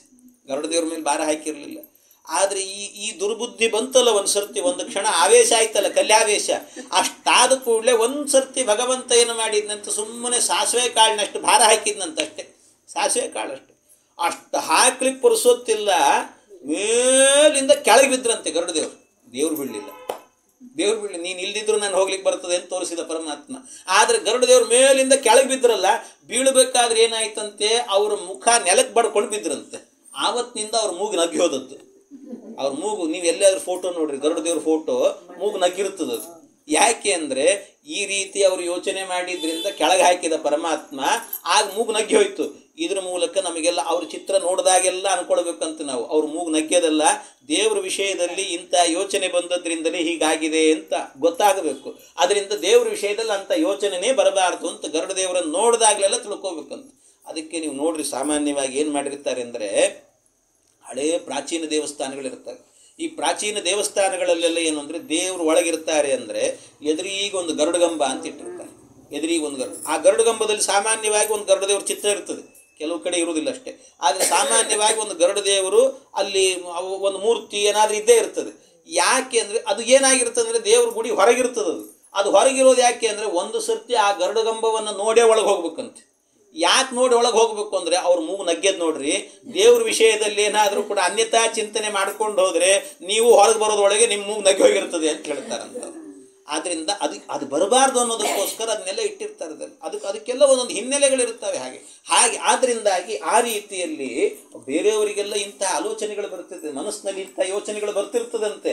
ಆದರೆ ಬ್ರಹ್ಮದೇವರು ಹೇಳುತ್ತಾರೆ, ನ ಕರಿಹಿ ಚಿನ್ಮೆ ಮನಸೋ ಮೃಷಾಗತಿ, ನನ್ನ ಮನಸ್ಸಿನಲ್ಲಿ ಮಾತ್ರ ದೇವರ ವಿರುದ್ಧವಾಗಿ ಒಂದು ಕ್ಷಣದ ಆಲೋಚನೆಯೂ ಕೂಡ ಬರೋದಿಲ್ಲ, ಒಮ್ಮೆನೂ ಬರೋದಿಲ್ಲ ನನಗೆ. ಇದು ನನಗೆ ತಪಸ್ಸಿನಿಂದ ಸಿಕ್ಕಿರುವಂಥ ಒಂದು ಶಕ್ತಿ ಅಂತ ಹೇಳ್ತಾರೆ. ನಮೇ ಹೃಷಿ ಕಾಣಿ ಪತಂತ್ಯ ಸತ್ಪತೆ, ನನ್ನ ಇಂದ್ರಿಯಗಳು ಒಂದು ದಿವಸವೂ ಕೂಡ ಕುಮಾರ್ಗದಲ್ಲಿ ಹೋಗಿಲ್ಲ, ದುಷ್ಟ ಮಾರ್ಗದಲ್ಲಿ ಹೋಗಲೇ ಇಲ್ಲ. ಒಂದು ದಿವಸವೂ ಕೂಡ ಅನ್ಯಥಾ ಆಲೋಚನೆಗಳು ಬರಲಿಲ್ಲ. ಒಂದು ದಿವಸವೂ ಕೂಡ ಇಂದ್ರಿಯದ ಚಾಪಲ್ಯದಿಂದ ಎಲ್ಲೋ ಹೋದದ್ದು ಅಂತಿಲ್ಲ. ಈ ರೀತಿ ನಿಮಗೇನಾಗ್ತದೆ ಅಂತಂದರೆ, ಬೇರೆ ದೇವತೆಗಳಲ್ಲಿ ಇದೆಲ್ಲ ಕಾಣಿಸ್ತದೆ ಒಂದು ಸರ್ತಿ. ಬೇರೆ ದೇವತೆಗಳಲ್ಲಿ ಈ ಭಗವಂತ ಒಮ್ಮೆ ಈ ಮೋಹಿನಿ ಎನ್ನುವಂಥ ಅವತಾರವನ್ನು ತಗೊಳ್ತಾನೆ ಪರಮಾತ್ಮ. ಮೋಹಿನಿ ಅವತಾರ, ಈ ಸಮುದ್ರ ಮಥನ ಮಾಡಿದಾಗ ಮೋಹಿನಿ ಅವತಾರವನ್ನು ಆ ಮೋಹಿನಿ ಅವತಾರವನ್ನು ತೆಗೆದುಕೊಂಡಾಗ ಏನಾಗ್ತದೆ ಅಂದರೆ, ಎಲ್ಲರೂ ಒಂದು ಕಡೆ ಇದ್ದರೆ ರುದ್ರದೇವರು ಏನು ಮಾಡ್ತಾರೆ ಅಂದರೆ, ಪಾರ್ವತಿ ದೇವಿ ಜೊತೆಗೆ ಹೋಗಿರ್ತಾರೆ ಪಾಪ. ಹೋಗುವಾಗ ಪಾರ್ವತಿ ಜೊತೆಗೆ ಹೋಗಿದ್ರಂತೆ, ಕೈ ಹಿಡ್ಕೊಂಡೇ ಹೋಗಿದ್ರಂತೆ ಪಾಪ ಹೋಗ್ಬೇಕಾದ್ರೆ. ಆದರೆ ಕೈ ಹಿಡಿದಂಥ ರುದ್ರದೇವರಿಗೆ ಆ ಮೋಹಿನಿ ರೂಪ ನೋಡ್ತಾ ಇದ್ದಂತೆ ಒಂದು ಸರ್ತಿ ಏನಾಯ್ತಂತೆ, ವಿಚಲಿತರಾಗಿ ಬಿಟ್ರು. ಇಲ್ಲಿ ಕೈ ಹಿಡಿದೀನಿ ಅಂತಲೂ ನೆನಪಿಲ್ಲ ಅವರಿಗೆ, ಹೆಂಡತಿ ಪಕ್ಕದಲ್ಲಿ ಇದ್ದಾಳೆ ಅನ್ನೋದು ಗೊತ್ತಿಲ್ಲ. ಆ ಕಾಳಜಿಲ್ಲದೆ ಕೈಯೇ ಬಿಟ್ರಂತ ಒಂದು ಸರ್ತಿ, ಬಿಟ್ಟು ಹಾರ್ಕೊಂಡು ಹೋದ್ರಂತ ಒಂದು ಸರ್ತಿ. ಅದಕ್ಕೆ ಹೇಳ್ತಾರೆ ನೋಡ್ರಿ, ಒಂದು ಕಡೆ ಭಾಮಿನಿಯ ಹಿಂದೆ ಹಾರಿದವ ಅಂತ ಹೇಳ್ತಾರಲ್ಲ ಇದರಲ್ಲಿ ಲಕ್ಷ್ಮೀ ಶೋಭಾನೆಯಲ್ಲಿ ಹೇಳುವಾಗ, ಭಾಮಿನಿಯ ಹಿಂದೆ ಹಾರಿದವ ಇದೆ, ಭಾಮಿನಿ ಹಿಂದೆ ಹಾರ್ಕೊಂಡೇ ಹೋದ್ರಂತೆ. ಅಂದರೆ ಆ ಭಗವಂತನ ರೂಪವನ್ನು ನೋಡಿ ಅದು ತಡ್ಕೊಳ್ಳಿಕ್ಕಾಗಲಿಲ್ಲ ಅವ್ರಿಗೆ, ಹಾಗೆ ಓಡಿ ಹೋಗ್ಬಿಟ್ರಂಥವ್ರು. ಅದರಿಂದಾಗಿ ಇಂಥ ಇಂದ್ರಿಯಗಳ ಲೋಲುಪತೆಗೆ ಒಳಗಾಗುವಂಥವ್ರು ಇದ್ದಾರೆ. ಆದರೆ ಒಂದು ದಿವಸವೂ ಕೂಡ ಇಂದ್ರಿಯದ ಲೋಲುಪತೆಗೆ ಒಳಗಾದವನು ನಾನಲ್ಲ. ಯಾಕೆ ಅಂದರೆ, ನಾನು ಮಾಡಿದ ತಪಸ್ಸಿನ ಫಲ ಇದು ಅಂತ ಹೇಳಿದ್ದಾರೆ ಬ್ರಹ್ಮದೇವರು. 50 ವರ್ಷ ನಾನು ಮಾಡಿದ್ನಲ್ಲ ತಪಸ್ಸು, ಅದರ ಪ್ರಭಾವ ಇದು ಅಂತ ಹೇಳಿದ್ದು. ಅದರ ಪ್ರಭಾವದಿಂದಾಗಿ ಯನ್ಮೇ ಹೃದೌತ್ಕಂಠ್ಯವತಾದೃತೋ ಹರಿಹಿ, ಹೃದಯದಲ್ಲಿ ಸದಾ ಉತ್ಕಂಠದಿಂದ ಹರಿಧ್ಯಾನವನ್ನು ಮಾಡ್ತಾ ಇರ್ತೇನೆ ನಾನು. ಆ ತಪಸ್ಸಿನ ಪ್ರಭಾವ ಇದು ಅಂತ ಹೇಳಿದ್ದಾರೆ. ಇಂಥ ಒಂದು ತಪಸ್ಸಿನ ಪ್ರಭಾವದಿಂದ ನನಗಿದೆಲ್ಲ ಅನುಗ್ರಹ ಆಗಿದೆ, ಭಗವಂತ ಕೊಟ್ಟಂತಹ ಒಂದು ವರ ಇದು ನನಗೆ ಅಂತ ಇಷ್ಟೆಲ್ಲ ನಿರೂಪಣೆ ಮಾಡಿದಾಗ ಆಗ ಬ್ರಹ್ಮದೇವರಿಗೆ ಇವರು ಕೇಳ್ತಾರೆ, ಯಾರು ನಾರದರು ಕೇಳಿದರು, ಹಾಗಾದರೆ ಸ್ವಾಮಿ ಇಂಥ ವಿಶೇಷವಾಗಿ ಭಗವಂತನನ್ನು ತಿಳಿದವರು ನೀವು ಅಂತಾದರೆ ನನಗೆ ನೀವು ಆ ಭಾಗವತವನ್ನು ಉಪದೇಶ ಮಾಡಿರಿ ಅಂತ ಕೇಳಿ, ಶ್ರೀಮದ್ ಭಾಗವತವನ್ನು ಉಪದೇಶ ಮಾಡಿರಿ ಅಂತ ಅವ್ರು ಹೇಳ್ತಾರೆ. ಬ್ರಹ್ಮದೇವರು ನನಗೆ ಭಗವಂತ ಉಪದೇಶ ಮಾಡಿದ್ದ, ಇದನ್ನು ಏನು ಉಪದೇಶ ಮಾಡಿದ್ದ ಅನ್ನೋದು ಮುಂದೆ ಹೇಳ್ತಾರೆ. ಆದರೆ ಇವರೇ ಏನು ಮಾಡಿಬಿಡ್ತಾರೆ ಬ್ರಹ್ಮದೇವರು ಅಂತಂದರೆ, ಬ್ರಹ್ಮದೇವರೇನೆ ನಾನು ಭಾಗವತವನ್ನು ನಿನಗೆ ಹೇಳ್ತೇನೆ ಅಂತ ಸುಮಾರು 50 ಶ್ಲೋಕದಲ್ಲಿ ಭಾಗವತ ಹೇಳುತ್ತಾರೆ. ಆ ಭಾಗವತಕ್ಕೆ ಹೆಸರೇನು ಅಂದರೆ ಸಂಗ್ರಹ ಭಾಗವತ ಅಂತ ಹೆಸರು, ಸಂಗ್ರಹ ಭಾಗವತ ಅಂತ. ಅವ್ರಿಗೇನಾಗಿತ್ತು ಬ್ರಹ್ಮದೇವರಿಗೆ ಅಂದರೆ, ಪರಮಾತ್ಮ ಏನು ಮಾಡಿರ್ತಾನೆ, 4 ಶ್ಲೋಕದ ಭಾಗವತ ಹೇಳಿರ್ತಾನೆ, ಅದಕ್ಕೆ ಚತುಶ್ಲೋಕಿ ಭಾಗವತ ಅಂತ ಹೆಸರು. ಅವರು ಹೇಳಿದಂಥ ಏನು ಚತುಶ್ಲೋಕಿ ಭಾಗವತ ಇದೆ ಅದನ್ನು ಕೇಳಿಸಿಕೊಂಡಂಥ ಬ್ರಹ್ಮದೇವರು 50 ಶ್ಲೋಕದಲ್ಲಿ ಭಾಗವತವನ್ನು ಹೇಳ್ತಾರೆ, ಅದಕ್ಕೆ ಸಂಗ್ರಹ ಭಾಗವತ ಅಂತ ಹೆಸರು. ಅದನ್ನೇನು ಮಾಡಿದರು ಅಂತಂದರೆ, ಈ ಬ್ರಹ್ಮದೇವರು ನಾರದರಿಗೆ ಉಪದೇಶ ಮಾಡ್ತಾರೆ, ನಾರದರಿಗೆ ಹೇಳ್ತಾರೆ, ನೀವು ಕೇಳ್ರಿ, ನಾನು ಹೇಳ್ತೀನಿ ನಿಮಗೆ, ನೀವೇನು ಕೇಳಲಿಕ್ಕೆ ಬಂದಿದ್ದೀರಿ ನಾನು ಹೇಳ್ತೀನಿ ನಿಮಗೆ ಅಂತ 50 ಶ್ಲೋಕದ ಭಾಗವತವನ್ನು ಉಪದೇಶ ಮಾಡಿದ್ರಂತೆ. ಆ 50 ಶ್ಲೋಕದ ಭಾಗವತದಲ್ಲೂ ಕೂಡ ಸುಮಾರಾಗಿ ಏನಾಗಿದೆ ಅಂತಂದರೆ, ಎಲ್ಲ ಕಡೆಯಲ್ಲೂ ಕೂಡ ಅಂದರೆ ಇಡೀ ಭಾಗವತದಲ್ಲಿ ಬಂದಂಥ ಭಗವಂತನ ರೂಪಗಳನ್ನೆಲ್ಲ ನಿರೂಪಣೆ ಮಾಡ್ತಾ ಹೋಗಿದ್ದಾರೆ, ಪರಮಾತ್ಮನ ರೂಪಗಳನ್ನೆಲ್ಲ. ಯತ್ರೋದ್ಗತ ಕ್ಷಿತಿತಲೋದ್ಧರಣಾಯ ಬಿಭ್ರತ್ ಕ್ರೌಡೀಂ ತನುಂ ಸಕಲ ಯಜ್ಞಮಯೀಮನಂತಹ ಅಂತರ್ಮಹಾರ್ಣವ ಉಪಾಗತಮಾದಿ ದೈತ್ಯಂ ತಂ ದಂಷ್ಟ್ರಯಾದ್ರಿವಮಿವ ವಜ್ರಧರೋ ದದಾರ. ಬ್ರಹ್ಮದೇವರು ಹೇಳ್ತಾರೆ, ಪರಮಾತ್ಮ ಶ್ರೀಹರಿ ವರಾಹ ರೂಪವನ್ನು ತಾಳಿ ಎಲ್ಲ ಯಜ್ಞಕ್ಕೆ ಬೇಕಾಗಿರುವಂಥ ಸಾಮಗ್ರಿಗಳನ್ನೆಲ್ಲವನ್ನು ಕೂಡ ಸೃಷ್ಟಿ ಮಾಡಿದಂತೆ ಪರಮಾತ್ಮ. ಎಲ್ಲವನ್ನು ಕೂಡ ಸೃಷ್ಟಿ ಸಕಲ ಯಜ್ಞ ಮಯೀಮನಂತಹ ಅಂತ ಯಜ್ಞಕ್ಕೆ ಬೇಕಾಗಿರುವಂಥದ್ದನ್ನೆಲ್ಲ ಸೃಷ್ಟಿ ಮಾಡಿದ. ತನ್ನ ಮೈಯಿಂದಲೇ ಸೃಷ್ಟಿ ಮಾಡಿದಂತೆ ಸಮುದ್ರದ ತಳದಲ್ಲಿ ಇರುವಂಥ ಭೂಮಿಯನ್ನು ಮೇಲಕ್ಕೆತ್ತಿ ತರಬೇಕಾದ್ರೆ ಆಗ ಒಬ್ಬ ಹಿರಣ್ಯಾಕ್ಷ ಅಂತ ದೈತ್ಯ ಹಿರಣ್ಯಾಕ್ಷ ಅಂತ ಬರ್ತಾನೆ. ತಂ ದಂಷ್ಟ್ರಯಾದ್ರಿವಮಿವ ವಜ್ರಧರೋ ದದಾರ. ದಂಷ್ಟ್ರಯಾದ್ರಿಂ ಅಂದರೆ ದಂಷ್ಟ್ರ ಈ ಹಲ್ಲಿದೆಯಲ್ಲ, ಕೋರೆ ಹಲ್ಲಿನಿಂದಲೇ ಅವನನ್ನು ಚುಚ್ಚಿ ಸಂಹಾರವನ್ನು ಮಾಡಿದಂತೆ ಭಗವಂತ. ದೈತ್ಯ ಹಿರಣ್ಯಾಕ್ಷನನ್ನು ಸಂಹಾರ ಮಾಡಿ ಭೂಮಿಯನ್ನು ಮೇಲಕ್ಕೆತ್ತಿ ಉದ್ಧಾರ ಮಾಡಿದ್ದಾನೆ ಪರಮಾತ್ಮ. ಅಂತ ವರಾಹರೂಪಿ ಭಗವಂತ ನಿನಗೆ ನಮಸ್ಕಾರ ಅಂತ ಹೇಳ್ತಾರೆ. ಪರಮಾತ್ಮನಿಗೆ ನಮಸ್ಕಾರ ಅಂತ ಇದು ಹೇಳಿದ್ದಾರೆ. ಆಮೇಲೆ ಜಾತೋ ರುಚೇರಜನಯತ್ ಸುಯಶಾಸ್ಸು ಯಜ್ಞ ಆಕೂತಿ ಸೂನುರಮರಾನತ ದಕ್ಷಿಣಾಯಾಂ ಲೋಕತ್ರಯಸ್ಯ ಮಹತಿ ಮಹರದ್ಯ ಆರ್ತಿಂ ಸ್ವಯಂಭುವೇನ ಮನುನಾ ಹರಿರಿತ್ಯನೂಕ್ತಃ. ಆಮೇಲೆ ಸ್ವಯಂಭುವ ಮನ್ವಂತರದಲ್ಲಿ ರುಚಿ ಪ್ರಜಾಪತಿಗಳ ಮಗನಾಗಿ ಆಕೂತಿ ದೇವಿಯಲ್ಲಿ ಯಜ್ಞ ಅನ್ನುವ ಹೆಸರಿನಿಂದ ಅವತಾರವನ್ನು ಮಾಡುತ್ತಾನೆ ಪರಮಾತ್ಮ. ದಕ್ಷಿಣಾದೇವಿ ಅನ್ನುವಂಥ ಪತ್ನಿಯಲ್ಲಿ ತುಷಿತ ಎನ್ನುವಂಥ ದೇವತೆಗಳನ್ನು ಹುಟ್ಟಿಸಿದಂತೆ ಪರಮಾತ್ಮ. ಆ ಮನ್ವಂತರದ ಇಂದ್ರನ ಪದವಿಯಲ್ಲಿ ಇದ್ದವನು ಯಾರು ಅಂದರೆ ಇವನೇ ಯಜ್ಞನಾಮಕ ಭಗವಂತ. ಸ್ವಯಂಭವ ಮನ್ವಂತರದಲ್ಲಿ ಈ ಒಂದೊಂದು ಮನ್ವಂತರಕ್ಕೆ ಬೇರೆ ಬೇರೆ ಬರ್ತಿರ್ತಾರೆ ಇಂದ್ರರೆಲ್ಲ. ಹಾಗೆ ಆ ಮನ್ವಂತರದಲ್ಲಿ ಆಗಬೇಕಾದ್ರೆ ಭಗವಂತ ಯಜ್ಞನಾಮಕನಾಗಿಯೇ ಅದನ್ನೆಲ್ಲವನ್ನು ಕೂಡ ನೋಡಿಕೊಳ್ತಾ ಇದ್ದಂತೆ ಪರಮಾತ್ಮ ಅಂತ ಹೇಳ್ತಾರೆ. ಆಮೇಲೆ ಈಶಾವಾಸ್ಯೋಪನಿಷತ್ತಿನಿಂದಾಗಿ ಆ ಸ್ವಯಂಭವ ಮನುಗಳು ಅವನನ್ನು ಉಪಾಸನೆ ಮಾಡುತ್ತಾರೆ ಅಂತ ಅದನ್ನು ಹೇಳಿದ್ದಾರೆ. ಇನ್ನು ಇದೇ ರೀತಿಯಲ್ಲಿ ಕರ್ದಮ ಪ್ರಜಾಪತಿಗಳಿಗೆ ದೇವಹೂತಿಯಲ್ಲಿ ಕಪಿಲ ನಾಮಕ ಪರಮಾತ್ಮ ಅವತಾರ ಮಾಡಿದಂಥ ಕಥೆ ಅದನ್ನು ಹೇಳುತ್ತೇನೆ ಅಂತ ಒಂದೊಂದು ಶ್ಲೋಕಗಳಲ್ಲೇ ಹೇಳ್ತಾ ಹೋಗಿದ್ದಾರೆ. ಅಸ್ಮಿನ್ ವಿದೂಯ ಕಪಿಲಃ ಸ್ವಗತಿಂ ಪ್ರಪೇದೆ ಅಂತ ಹೇಳುತ್ತಾರೆ. ಆ ಮನೋದೋಷಗಳನ್ನೆಲ್ಲವನ್ನು ಕೂಡ ಕಳಚಿ ತಾಯಿಗೆ ಮೋಕ್ಷವನ್ನು ಭಗವಂತ ಸಾಕ್ಷಾತ್ಕಾರವನ್ನು ಕೊಟ್ಟು ಮೋಕ್ಷವನ್ನು ಕೊಟ್ಟಂಥ ರೂಪ ಇದು ಅಂತ. ಇನ್ನಷ್ಟೇ ಅಲ್ಲ, ಅತ್ರೇರಪತ್ಯಮಭಿಕಾಂಕ್ಷತ ಆಹ ತುಷ್ಟೋ ದತ್ತೋ ಮಯಾಹಮಿತಿ ಯದ್ ಭಗವಾನ್ ಸ ದತ್ತಃ. ಇನ್ನೊಂದು ಭಗವಂತನ ದತ್ತ ಅನ್ನುವಂಥ ದತ್ತಾತ್ರೇಯ ಅಂತ ಒಂದು ರೂಪ ಅಂತೆ ಪರಮಾತ್ಮನ. ಆ ದತ್ತಾತ್ರೇಯ ಅನ್ನುವಂಥ ರೂಪ ಏನಿದೆ ಅಲ್ವಾ, ಆ ರೂಪ ಎನ್ನುವಂಥದ್ದು ಬಹಳ ವಿಚಿತ್ರ. ಅವನು ಈ ಅತ್ರಿ ಮತ್ತು ಅನಸೂಯ ದೇವಿಯರೆಲ್ಲ ಅವತಾರ ಮಾಡಿದವನು ಭಗವಂತ. ಅತ್ರಿ ಅನಸೂಯರಿಗೆ ಆ ಅನಸೂಯ ಮತ್ತು ಅತ್ರಿ ಇಬ್ಬರೂ ಕೂಡ ಏನು ಮಾಡಿದ್ರಂತೆ, ಭಗವಂತನೇ ಮಗನಾಗಿ ಹುಟ್ಟಬೇಕು ಅಂತ ತಪಸ್ಸು ಮಾಡಿದರು. 3 ಜನ ಬೇಕು ಅಂತ ತಪಸ್ಸು ಮಾಡಿದ್ರು ಅವರು. ಅದರಲ್ಲಿ ಭಗವಂತನೂ ಒಬ್ಬ, ಅಂದರೆ ಬ್ರಹ್ಮದೇವರು, ರುದ್ರದೇವರು ಮತ್ತು ಪರಮಾತ್ಮ. ಅದರಲ್ಲಿ ಬ್ರಹ್ಮದೇವರಿಗೆ ಅವತಾರ ಇಲ್ಲಾದ್ರಿಂದಾಗಿ ಚಂದ್ರನನ್ನು ಹುಟ್ಟಿಸಿ ಚಂದ್ರನಲ್ಲಿ ಬ್ರಹ್ಮದೇವರು ಒಂದು ಅಂಶದಿಂದ ಇದ್ದಾರೆ. ರುದ್ರದೇವರೇ ದುರ್ವಾಸರಾಗಿ ಅವರಲ್ಲಿ ಅವತಾರ ಮಾಡಿದರು. ಆಮೇಲೆ ಭಗವಂತ ದತ್ತಾತ್ರೇಯನಾಗಿ ಅವತಾರ ಮಾಡಿದ್ದಂತೆ ಪರಮಾತ್ಮ. ಆ ದತ್ತಾತ್ರೇಯನಾಗಿ ಅವತಾರ ಮಾಡಿದಾಗ ಆ ರೂಪ ಎನ್ನುವಂಥದ್ರಿಂದ ಪರಮಾತ್ಮ ಯೋಗಶಾಸ್ತ್ರವನ್ನು ಉಪದೇಶ ಮಾಡುತ್ತಾನೆ. ಯೋಗವನ್ನು ಅದು ದತ್ತಸ್ತ್ವಯೋಗ ಆಗಥ ಯೋಗನಾಥಃ ಅಂತ ನಾರಾಯಣ ವರ್ಮದಲ್ಲಿ ಹೇಳ್ತಾರೆ. ಹಾಗೆ ಆ ಯೋಗಶಾಸ್ತ್ರವನ್ನು ಉಪದೇಶ ಮಾಡುತ್ತಾನೆ. ಆ ಉಪದೇಶ ಮಾಡಿದಾಗ ಈ ಕೃತವೀರ್ಯನ ಮಗ ಕಾರ್ತವೀರ್ಯಾರ್ಜುನ ಅವನು ವಿಶೇಷವಾಗಿ ಭಗವಂತನ ಹತ್ರ ವಿದ್ಯೆಯನ್ನು ಪಡಿಬೇಕು ಅಂತ ಜ್ಞಾನ ಸಂಪಾದನೆ ಮಾಡಲಿಕ್ಕೆ ಅಂತ ಹೋಗ್ತಾನೆ. ಅವನು ಹೋದಾಗ ಮೊದಲಿಗೆ ಸೇವೆ ಮಾಡೋದು, 1 ವರ್ಷ ನಿರಂತರ ಸೇವೆ ಮಾಡಿದ್ನು. ಅವನ ಸೇವೆಗೆ ಮೆಚ್ಚಿ ಭಗವಂತ ದತ್ತಾತ್ರೇಯ ರೂಪಿ ಪರಮಾತ್ಮ ಏನು ಮಾಡಿದಂತೆ ಅನುಗ್ರಹವನ್ನು ಮಾಡಿ ತಲೆ ಮೇಲೆ ಕೈ ಇಟ್ಟು ಅವನಿಗೆ ಅನುಗ್ರಹ ಮಾಡಿದಂತೆ, ನಿನಗೆಲ್ಲ ವಿದ್ಯೆ ಬರಲಿ ಅಂತ, ಚೆನ್ನಾಗಿ ದೇಶವನ್ನು ಆಳು ನೀನು ಅಂತ ಹೇಳಿದ. ಇಷ್ಟೆಲ್ಲ ಹೇಳಿ ಜೊತೆಗೆ ಇನ್ನೊಂದೇನು ಅಂತಂದರೆ ಬಹಳ ಸೇವೆ ಮಾಡಿದ್ದಾನೆ, ಆದ್ದರಿಂದ ಅವನು ವರ ಕೇಳಿದಂತೆ ಬೇಕು. ಅದಕ್ಕೇನು ಮಾಡಿದಂತೆ ಅವನಿಗೆ ಆ ಕಾರ್ತವೀರ್ಯಾರ್ಜುನ ಏನಿದ್ದಾನೆ ಅವನಿಗೆ 1000 ಕೈಗಳನ್ನು ಕೊಟ್ಟನಂಥದ್ದು, 1000 ಕೈಗಳನ್ನು. ಅಷ್ಟೇ ಅಲ್ಲ, ಭಗವಂತ ಯಾವಾಗ ಬೇಕು ಏನಾದರೂ ಬೇಕು ಅಂದರೆ ಎಲ್ಲಿಯಾದರೂ ವಸ್ತುಗಳಿದ್ರೆ ತಾನೇ ತಂದಿಟ್ಬಿಡ್ತಿದ್ನಂತ. ಅಲ್ಲಿ ಕಳೆದೋಗಿದೆ ಅಂದರೆ ಕಳೆದಿದ್ರು ಹುಡ್ಕೊಂಬಂದ್ಬಿಡ್ತಿದ್ನಂತ, ಅಂತಹ ಶಕ್ತಿ. ಅದರಿಂದಾಗಿ ಅವನಿಗೆ ಆವತ್ತಿನಿಂದ ವರ ಕೊಟ್ಟನಂತೆ ಪರಮಾತ್ಮ. ಏನು ಅಂದರೆ, ಇನ್ನು ಮುಂದೆ ನಿನ್ನನ್ನು ಯಾರು ಸ್ಮರಣೆ ಮಾಡ್ತಾರೆ ಅಂಥವರಿಗೆ ನಷ್ಟವಾದಂಥ ವಸ್ತುಗಳೆಲ್ಲವೂ ಕೂಡ ಸಿಗಬೇಕು ಅಂತ ಇದನ್ನು ಕೊಟ್ಟದ್ದು ದತ್ತಾತ್ರೇಯ ಭಗವಂತ ಪರಮಾತ್ಮ. ಕಾರ್ತವೀರ್ಯಾರ್ಜುನೋ ನಾಮ ರಾಜ ಬಾಹು ಸಹಸ್ರವಾನ್ ಯಸ್ಯ ಸ್ಮರಣ ಮಾತ್ರೇಣ ಹೃತಂ ನಷ್ಟಂಚ ಲಭ್ಯತೆ. ಈ ಶ್ಲೋಕ ಹೇಳ್ಕೊಳ್ತೀವಿ ಅಷ್ಟೇ, ಕೆಲವೊಮ್ಮೆ ಗೊತ್ತಾಗಲ್ಲ. ಮನೆಯಲ್ಲಿ ಏನೋ ಒಂದು ಗಾಡ್ರೇಜ್ ಕೀ ಎಲ್ಲೋ ಇಡಬೇಕು ಅಂತ ಇಟ್ಟಿರ್ತೀವಿ, ಎಡಗೈಲಿ ಇಟ್ಬಿಡ್ತೀವಿ, ಗೊತ್ತಾಗಲ್ಲ, ಆಮೇಲೆ ಮರ್ತು ಬಿಟ್ಟಿರ್ತೀವಿ, ಸಿಗ್ತಾ ಇರೋದಿಲ್ಲ. ಅವಸರ ಇರ್ತದೆ, ಏನು ಮಾಡಬೇಕು? ಒಂದು ಸರ್ತಿ ಅವಸರಕ್ಕೆ ಎಲ್ಲಿಟ್ರಿ ಅಂತ ಗಂಡ ಹೆಂಡತಿನ ಬೈಯೋದು, ಹೆಂಡತಿ ಗಂಡನ ಬೈಯೋದಾಗಿರ್ತದೆ. ಈ ಬೈಯೋದು ಬಿಟ್ಟು ಒಂದು ಸ್ವಲ್ಪ ಕಾರ್ತವೀರ್ಯಾರ್ಜುನ ಸ್ಮರಣೆ ಮಾಡಬೇಕು, ಅದನ್ನು ಮಾಡಿರಿ ಅಂತ ಹೇಳ್ತಾರೆ. ಅದನ್ನು ಮಾಡಿದರೆ ಆವಾಗ ಏನಾಗುತ್ತೆ ಅಂತಂದರೆ ಎಲ್ಲಿದ್ರೂ ಸಿಕ್ಬಿಡ್ತದಂತ ಹೇಳಿ. ಅದು ಸುಮ್ಮನೆ ಎಲ್ಲ ಹೇಳ್ತಿರೋದು, ನೀವು ಅನುಭವ ಅದೆಲ್ಲವೂ ಕೂಡ.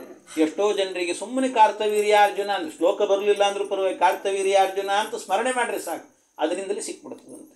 ಅಂತ ಆ ರೀತಿ ಅವನಿಗೆ ಅನುಗ್ರಹ ಮಾಡಿದಂಥ ರೂಪ ಭಗವಂತನದ್ದು. ಆಮೇಲೆ ಈ ಪರಮಾತ್ಮ ದತ್ತಾತ್ರೇಯ ಏನಿದ್ನಲ್ಲ, ಅವನ ಹತ್ತಿರದಲ್ಲಿದ್ದರೆ ಸಾಕು, ಏನು ಜ್ಞಾನದ ರಾಶಿ ಅವನು. ಏನು ಅವನ ಹತ್ರ ಹೋಗಿ ಪಾಠ ಕೇಳಬೇಕು ಅಂತಿದ್ರೆ ಎಲ್ಲ ಅನೇಕ ಋಷಿಗಳೆಲ್ಲರೂ ಕೂಡ ಅವನ ಹತ್ರಕ್ಕೆ ಹೋಗಿ ಇದ್ರಂತೆ, ಯಾವಾಗಲೂ ಅವನು ಸುತ್ತಲೇ ಇರ್ತಿದ್ರಂತೆ. ಇವನಿಗೆ ಒಂದು ಸ್ವಲ್ಪ ಕಿರಿಕಿರಿ ಆಯಿತು ಭಗವಂತನಿಗೆ, ನಾನು ತಪಸ್ಸು ಮಾಡಬೇಕು ಅಂತ ಬಂದಿದ್ದೀನಿ, ಎಲ್ಲರೂ ನನ್ನ ಹತ್ರ ಬಂದು ಕೂತ್ಕೊಂಡ್ರೆ ನಾನು ಯಾವಾಗ ತಪಸ್ಸು ಮಾಡಲಿ ಅಂತ. ಅದಕ್ಕೆ ದೇವರೇನು ಮಾಡಿದ್ನಂತೆ, ಒಂದು ಸರ್ತಿ ಇವರೆಲ್ಲ ಬರ್ತಾರೆ ಅಂತ ಹೇಳ್ಬಿಟ್ಟು ಒಮ್ಮೆ ನೀರಲ್ಲಿ ಸರೋವರದ ಒಳಗೆ ಮುಳುಗಿಬಿಟ್ನಂತ. ಸರೋವರದಲ್ಲಿ ಮುಳುಗಿದರೆ ಎಲ್ಲರೂ ಬಂದು ಸರೋವರದ ಸುತ್ತಲೂ ಕೂತ್ರಂತವ್ರು, ಜ್ಞಾನಿಗಳು ಋಷಿಗಳೆಲ್ಲ ಬಂದು ಕೂತ್ಕೊಂಡ್ರಂತೆ. 1 ತಿಂಗಳ ಒಳಗೆ ಇದ್ದ ಇವನು, 1 ತಿಂಗಳು ಉಪವಾಸ ಕೂತಿದ್ದಾರೆ ಅವರು ಋಷಿಗಳು. ಈ ದತ್ತಾತ್ರೇಯ ಬರೋ ತನಕ ನಾವು ಹೋಗೋದಿಲ್ಲ ಅಂತ ಉಪವಾಸ ಕೂತ್ಕೊಂಡ್ರಂತೆ. ಆಮೇಲೆ ಹೊರಗೆ ಬಂದ ಭಗವಂತ, ನೋಡಿದರೆ ಅಲ್ಲೋ 1 ತಿಂಗಳು ಇದ್ದೀರಲ್ಲ, ಉಪವಾಸ ಮಾಡ್ಕೊಂಡಿದ್ದೀರಿ, ಪರವಾಗಿಲ್ಲ ಸ್ವಾಮಿ, ನೀ ಸಿಕ್ಕರು ಸಾಕು ನಮಗೆ ಅಂದ್ರಂತೆ, ನೀನು ಇರಬೇಕಷ್ಟೇ ಅಂತಂದು. ಅದಕ್ಕೆ ಭಗವಂತ, ಇಲ್ಲ ನೀವು ಹೋಗ್ರಿ ಅಂದರೆ ಕೇಳ್ತಿಲ್ಲಲ್ಲ, ಏನು ಮಾಡೋದು ಅಂತ ದೇವರು ಏನು ಮಾಡಿದ್ನಂತೆ, ಒಂದು ಸ್ವಲ್ಪ ನೀರಲ್ಲಿದ್ದಂಥ ಭಗವಂತ ಏನು ಮಾಡ್ಲಿಕ್ಕೆ ಶುರು ಮಾಡಿದ್ನಂತೆ, ಹೊರಗೆ ಎದ್ದು ಬಂದು ಗಿಡಗಳನ್ನು ಹತ್ತಲಿಕ್ಕೆ ಶುರು ಮಾಡಿದ್ನಂತೆ. ದೊಡ್ಡ ದೊಡ್ಡ ಈಚಿಲ್ ಮರ ಅಂತೆಲ್ಲ ಹೇಳ್ತಾರೆ, ಅಂಥದ್ನೆಲ್ಲ. ಏನು ಅಂದರೆ ಆಗ ಏನು ಮಾಡಿದೆ, ಗಿಡಗಳಲ್ಲೆಲ್ಲ ಕೆಲವೆಲ್ಲ ಈ ಹೆಂಡ ಅಂತ ಇಟ್ಟಿರ್ತಾರೆ, ಅಂಥದ್ದನ್ನೆಲ್ಲ ಕಿತ್ತಿ ಕುಡಿಲಿಕ್ಕೆ ಶುರು ಮಾಡಿದ್ನಂತೆ. ಏನೋ ತೇಲಾಡ್ಲಿಕ್ಕೆ ಶುರು ಮಾಡಿದ್ನಂತೆ ಭಗವಂತ. ಇದನ್ನು ನೋಡಿ ಆದರೂ ದೂರ ಹೋಗ್ತಾರೇನೋ ಅಂತ ಅಂದ್ಕೊಂಡ್ರೆ, ನೀ ಹೇಗಿದ್ರೂ ಪರವಾಗಿಲ್ಲ, ನಿನ್ನ ಜೊತೆಗೆ ಇರ್ತೀವಿ ನಾವು ಅಂದ್ರಂತ. ನಿನ್ನ ಜೊತೆಗೆ ಇರ್ತೀವಿ ಅಂತಂದು. ಆಮೇಲೆ ಏನು ಮಾಡಿದ್ನಂತೆ, ಇವನು 4 ನಾಯಿಗಳನ್ನು ಕರ್ಕೊಂಬಂದು ಕಟ್ಟಿ ಹಾಕ್ಕೊಂಡಂತೆ, ತನ್ನ ಹತ್ತಿರದಲ್ಲೇ ಇಟ್ಕೊಂಡಂತೆ. ಈಗ ಅಂದರೆ ಮಡಿವಂತರೆಲ್ಲರೂ ಕೂಡ ನಾಯಿ ಅಂದರೆ, ಯಾಕೆಂದರೆ ಮಡಿವಂತರಿಗೆ ಅತ್ಯಂತ ಹೇಯವಾದಂಥ, ಮಡಿಗೆ ಬರದೇ ಇರುವಂತಹ ಮತ್ತು ಅತ್ಯಂತ ಹೇಸಿಗೆಯಾದಂಥ ಒಂದು ಪ್ರಾಣಿ ಅಂತಿದ್ರೆ ಜಗತ್ತಿನಲ್ಲಿ ಅದು ನಾಯಿ ಅಂತ ಹೇಳ್ತಾರೆ. ನಾಯಿಯನ್ನು ಸ್ಪರ್ಶವೇ ಮಾಡಬಾರ್ದು ಅಂತ, ಅಷ್ಟು ಹೇಸಿಗೆ ಆಗಿರುವಂಥ. ಇವತ್ತೊಂದು ಪಕ್ಕದಲ್ಲಿ ಇಟ್ಕೊಂಡೇ ಮಲಗ್ತಿರ್ತಾರೆ ಎಲ್ಲರೂ, ಅಷ್ಟು ಸಮಸ್ಯೆ ಇದೆ. ಹಾಗಾಗಿ ಇದು ಅದು ಆ ನಾಯಿಗಳನ್ನು ತಂದಿಟ್ಕೊಂಡ್ರೆ ಆದರೂ ಬಿಡಲಿಲ್ಲಂತೆ. ಅದಿದ್ರೂ ಪರವಾಗಿಲ್ಲ, ನಿನ್ನ ಹತ್ತಿರದಲ್ಲೇ ಇರ್ತೀವಿ ಅಂದರೆ ಎಲ್ಲರೂ ಕೂಡ. ಕಡೆಗೇನು ಮಾಡಿದ ಭಗವಂತ ಅಂದರೆ, ತಾನೇ ತನ್ನ ಮೈ ಮೇಲಿರುವಂಥ ಬಟ್ಟೆಗಳನ್ನೆಲ್ಲ ಬಿಚ್ಚಿ ಕಳಚಿ ಓಡಾಡಲಿಕ್ಕೆ ಶುರು ಮಾಡಿದ. ಆದರೂ ಪರವಾಗಿಲ್ಲ, ನಿನ್ನ ಜೊತೆಗೆ ಇರ್ತೀವಿ ಅಂತ. ಆಮೇಲೆ ಏನಾಯಿತು ಅಂದರೆ, ಇದ್ದಕ್ಕಿದ್ದಾಗೆ ಒಂದು ಹೆಣ್ಣನ್ನು ಕರ್ಕೊಂಡು ಬಂದು ಅವಳನ್ನು ಕೂಡ ಅರೆಬೆತ್ತಲಾಗಿ ಮಾಡಿಕೊಂಡು ಅವಳ ಜೊತೆಗೆ ಓಡಾಡಲಿಕ್ಕೆ ಶುರು ಮಾಡಿದಂತೆ.